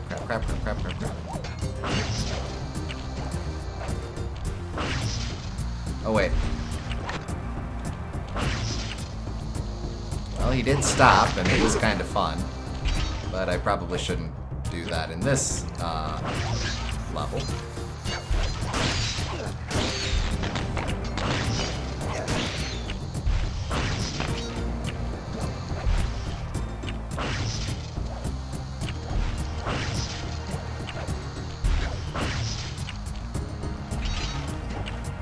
I can think of a few levels where that would have been real full, but yeah, probably too late at this point.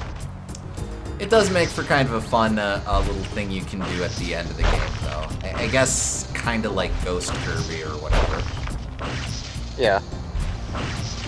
And I guess if you had some speed runs that you were really having trouble with, that probably makes some of them quite a bit easier.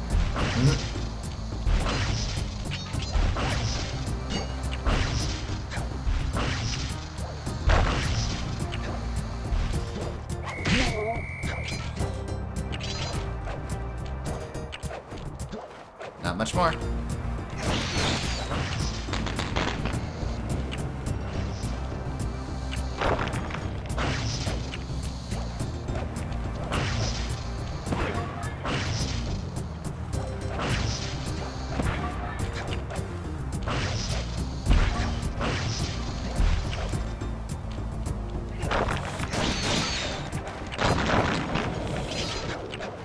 Come on, hurry, hurry, hurry, hurry, hurry.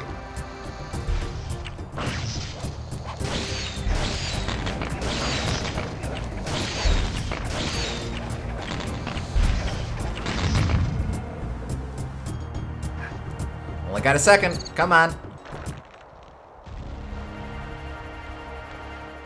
Well, bye, Carmelita. Hope you're doing okay.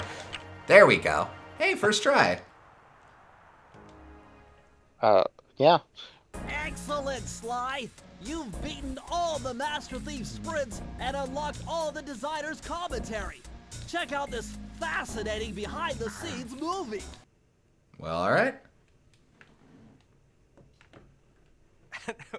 How should I describe Sly Cooper?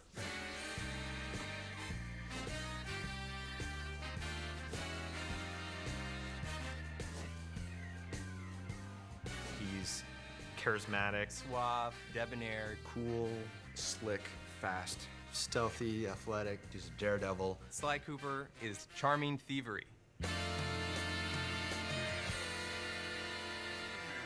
We started with the idea that we wanted to do an action game where the primary character was a thief. The choice of a raccoon was a pretty natural fit in terms of, you know, obviously the mask being in place, being, as Dev would say, a creature of the night. We very early on wanted to make a game that looked and felt like a cartoon, but was one step closer to realism rather than flat and graphic. We started experimenting with different ways we could bring this character to life, cell shading, how to make it feel like a cartoon but still feel like a great 3D game. We want it to actually look like it was inked and painted, and we want the backgrounds to be, you know, really lush and have a painted look, so it looks like it's a living animated episode that you've been thrown into.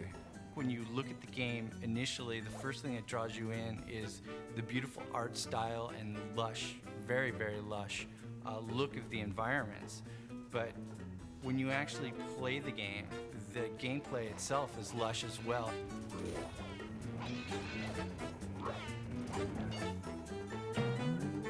Hey, there's Hot Dog Man. Yep. Oh, yeah. The original conception of the Sly character was a much more realistic raccoon, chubby and not quite as lithe as the character is now, and it kind of evolved as we went along. Once we got to that part where he kind of evolved into what he is now, my main job was to take him and try to put every bit of thiefiness into him that I could. He was kind of tiptoeing, and I think that Walrus looked different from the finished game. They've forward, trying to keep balls this where is he definitely a does, pre-release so his foot version falls of the softly on game the that ground we're seeing and in really try to hone his cutscenes here, personality through or clips subtleties here. in the movement, and really try to push the thiefiness. Is we wanted Sly to feel really agile. We wanted him to feel like Sly could do the most amazing physical feats. You want to let the player of the game feel like they're a thief. Not like a real thief, like you wish thieves were.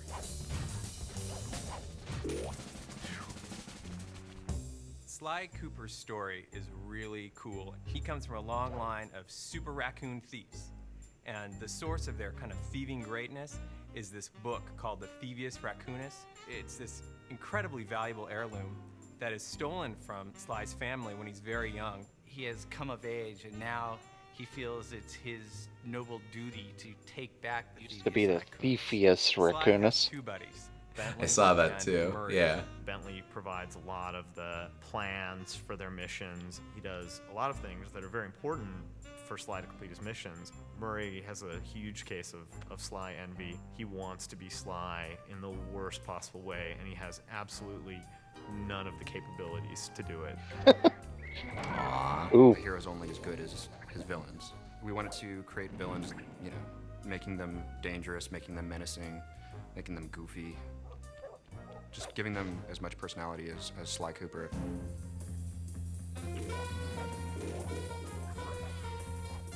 It's a super high bar being in the action-adventure category. I mean, all of the greatest games, the best games that are out there are all action-adventures. The genre is such that you have to really excel in every single phase of the game. Going from saying Sly should be I mean, I sneaky guess, to but actually having him feel I don't sneaky know in if the I'd call game this game an is hard. action-adventure game. You have to get the Although it's a animation right, you very, have to figure out how the engine's going to play the it's animation, a very, how it gets affected by where he is, a and what very he's doing, poorly defined and how the genre. player can feel in control at the same time. People are doing shoot 'em ups and things with, you know, big weapons and things like that. And this is all about character, so you can get the feeling of, you know, I am Sly and I'm sneaking around. Anytime we can exploit anything in the environment, build it in a way that, you know, as Sly's running over, it might seem more stealthy. We completely exploit that. And our golden rule is whatever is thiefier wins. If you want to make a game that looks different, the PS2 gives you the opportunity to do that. As a programmer, it has a ton of tools for solving all sorts of different types of technical problems. A big focus for us has been in getting our tool set to the point where the artists were really unconstrained. Artists will come to us with, they want the game to look this way, or boy, can we have a line around all the characters, the cell shading that we do, or how can we do the lighting models so that things that are bright have certain colors on them. And they have a lot of really cool ideas, and I and the other people on the programming team work on trying to get the technology put in place so that we can, you know, make those ideas happen. What we were able to do was put together our own lighting algorithm in vector units and then do the same thing for the cell borders that we put around all our characters. We could get it to all run super fast and have it all look different than other games. That was really our goal from the start, was to have a game which looked different.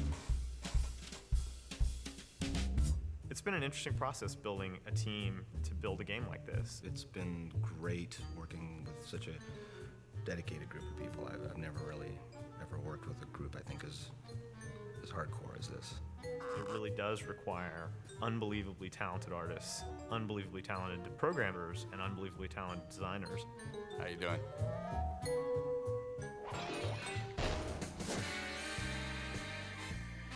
The designers, I think, have done a wonderful job of giving players the experience of sneaking and being a thief, and at the same time making the designs accessible to people so that you don't need to be a super gamer in order to play it, although there are tons of things that are in the game for those people. We're making a game that anyone can play.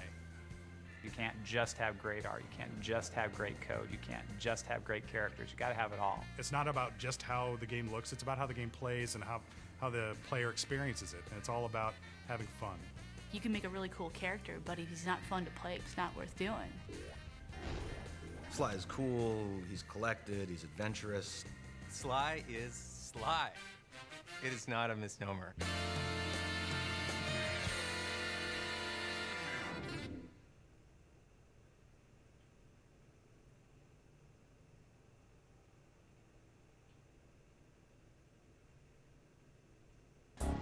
Very cool. You can tell how much passion went into the project and how proud they were of this being only their second game and their first like really big project. Absolutely. We'll check that out in a sec. Let's get the last stage commentary first. Uh-huh.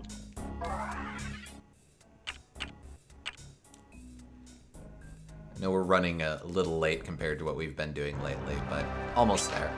I kind of use the fireworks in this level as kind of gating mechanisms to keep you kind of dodging and running from Carmelita while you're playing. Right. And also just to have bigger kind of these big events during the game. Just from texturing it, I know like on the mugshot where she's shooting at you, the colors were reversed of this.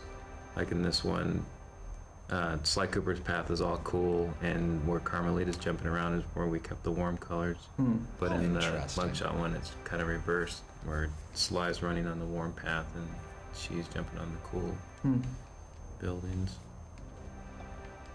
Yeah, doing her effect was kind of funny. She originally had a different entirely different weapon, and we really wanted to kind of emphasize this stun gun feel, and it was interesting to try and tune because the color tones of the world in general were, she appears in several places, and so it was finding something that had a little bit of, it has this icy color, but also this sort of orange center to it, and that seemed to work best across the different levels.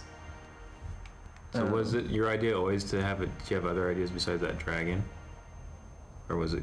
After I changed from the Buddha one, it was. I think Devin was the one that mentioned trying to see if we could do a dragon for it, and then which was good because for a Chinese dragon, you have that great shape that you could fold. I was able to fold it and shape it how I needed it for where she's gonna stand on and stuff like that. Yeah. And then you put in all the legs and everything like that.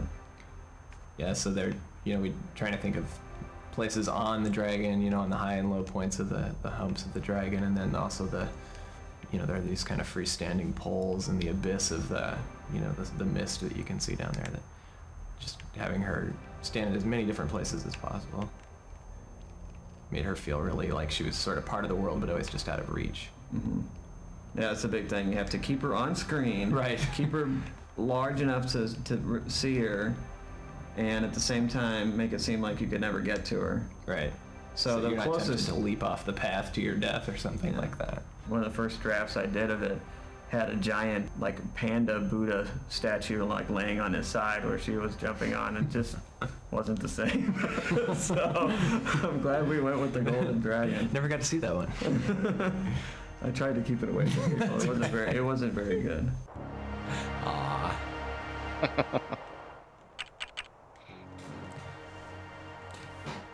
All right, and finally, people who are on the Discord know that I like to, as kind of build up to stream games that we do, I like to do a little historical retrospective, but then also post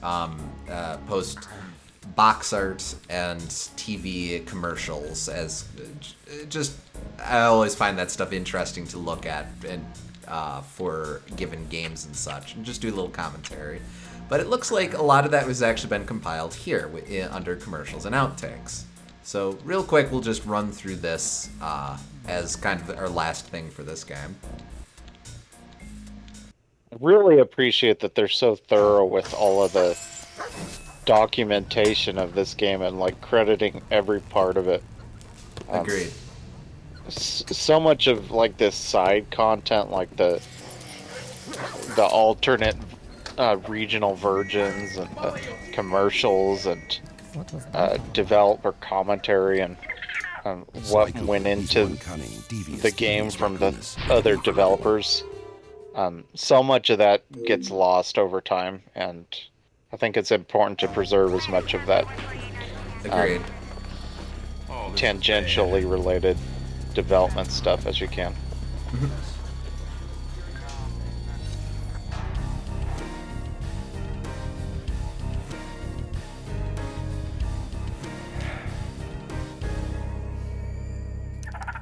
Sly Cooper, he's one cunning, devious Thevius Raccoonus. Rated E for everyone.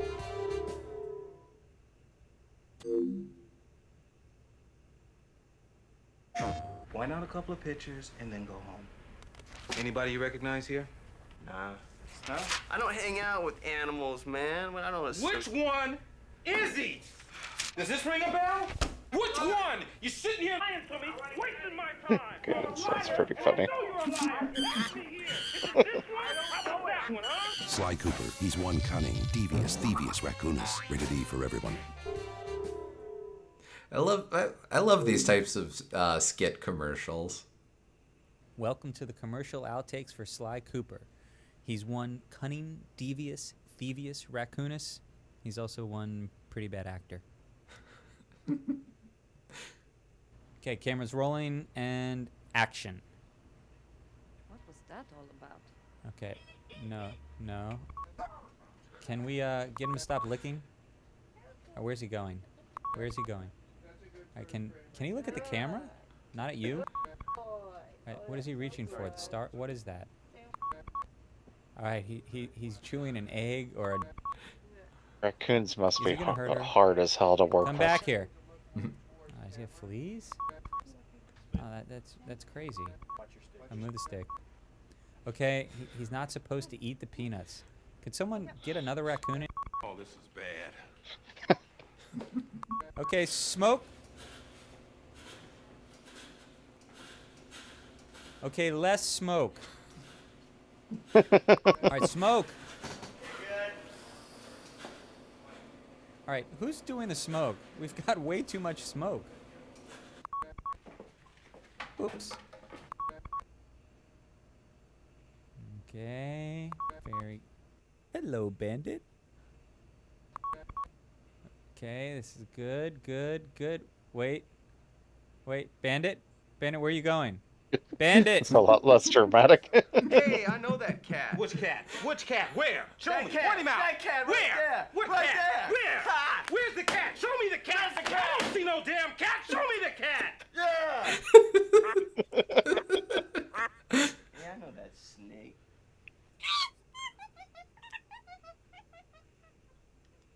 You know what this is? We call this a rap sheet, pal. And it doesn't say anything good about you. You got...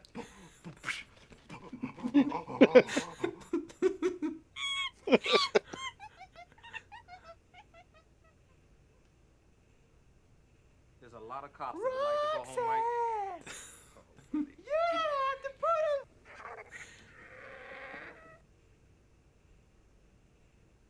Yeah, I know that dude. He's a snake.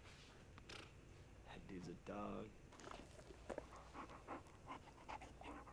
Tell me something here. You're I gonna don't give me know- something? I don't know any No, of these you're gonna tell me animals, something man. tonight. I don't hang out with animals, man. I don't associate Did with I say they were animals. animals?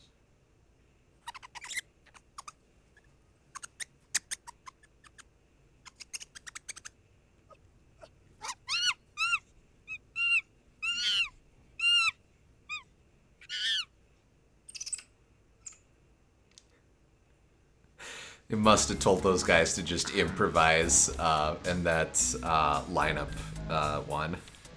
Yeah.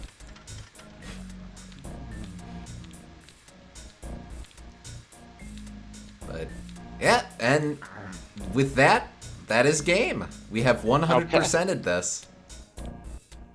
Yeah, very cool. I'm very glad I got a chance to experience this. I think this can definitely hold up to the grades of the platforming genre, the era, and good to see that some people were keeping the genre alive when it was in a little bit of a decline. But yeah, great use of camera work in this game. Super cool art style, very expressive. The level design is rich, and I like how dense everything is, and how they make great use of space so that they can loop back around and often show the exit at the start of the level as kind of like a tease for what you're going to see. It flows really well together, especially in the speedruns. You see how each movement you do chains into each other really well, and you can tell that there was a lot of playtesting done in getting that flow right for each level. So, yeah, all in all, I really enjoyed this. It's we've kind of said it before, but it is astounding how this was Sucker Punch's second game ever. And it's not even a case of, some of the developers had previous experience in game design. They were all Microsoft employees before they decided to spin off to be a game studio.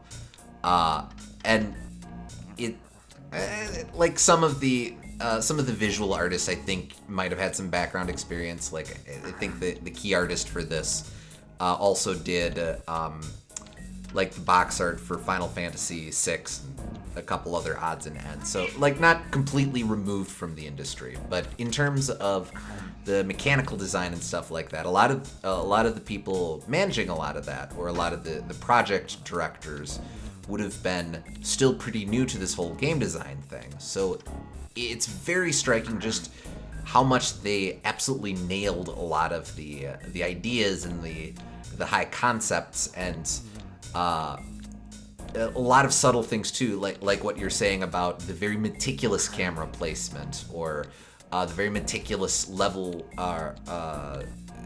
flow and pacing and all of that. It shows that it is important to have at least some background, because like if they were Microsoft employees, that still helps out, because like they know programming and they know computer architecture and a lot of skills that would be useful for video game design. But it's good to have some background, but you don't need it so specific that like it feels like anyone. The more important thing after you have some familiarity with the basics is to just be really passionate and try your best to work everything in and do a lot of playtesting. That's more important than having a very specific history with game design, I feel. Agreed. And the kicker to all this is that this is probably the weakest one of the trilogy. Now, part of that is that they do, as mentioned before, they do change up the game structure and the world structure starting with the second one, and Sly 2 tends to be the template that later games pull from. So we don't quite get to see this meticulous of obstacle course. Well, that's not exactly true. Levels aren't really thought of the way that they are in this game. I imagine it might be kind of like a Crash 3 situation where like the levels they do have that are obstacle courses are really well thought out, but then they also do a bunch of other stuff too. Is how I would guess. But is it not that? Not really. They do have it goes into more of an open world mission structure design. Oh, interesting. They do have sub areas that are obstacle courses, and in some respects, exploring the open hub areas does lend itself to a lot of this meticulous navigation. But you think of it very differently. It doesn't lend itself to the Master Thief sprints from this game. To wit, there isn't anything like that in any of the later games. So it becomes more Spyro and less Crash. Yes. Gotcha. Yeah, I would agree with that. And you'll see pretty quickly once we start the second game how a lot of that manifests. But so in some ways,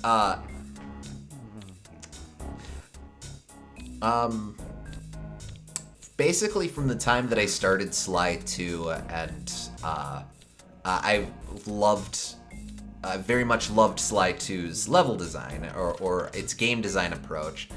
But revisiting Sly 1, it's kind of, as I've said throughout this playthrough, it's kind of a, well, yes, it is nice how it evolved, but this was really rock solid too for what it was going for the scope it was going for.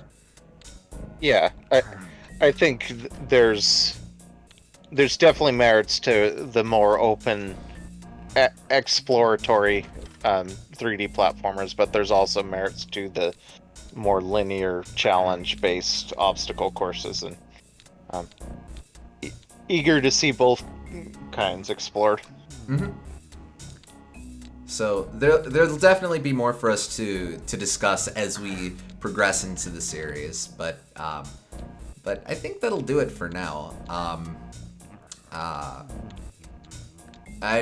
This was my first time 100%ing this sucker, so it's really nice to be able to say that I've got it completely under my belt. Like, I think I did all of the, I think I filled out the Thevius Raccoonus before, but I never actually went for most of the Master Thief sprints, so... Gotcha. So yeah, no, very cool. Being able to say that I've got this 100% completed. Very nice to revisit this and to really freshen up my opinion on it. Again, holds up a lot better than I remembered. That being said, I am very excited to proceed with this series. So next time, I imagine the Master Thief sprints also help give you a new appreciation for how the levels are designed too, because while the game's certainly fun without doing those, it can be a little straightforward and easy if you're not trying to master it by doing those. Definitely. It's very much the thing I went through last year with Super Monkey Ball. Actually taking the time to get good at the video game really helps me appreciate how meticulously designed a lot of this stuff is. But that being said, it'll be interesting to examine, to try and move that lens into the sequels as well. So definitely be sure to look forward to that. But we'll wrap up here for now. So until then, thank you for joining us. We hope you all had fun, and we will catch you on the next stream. See you next time.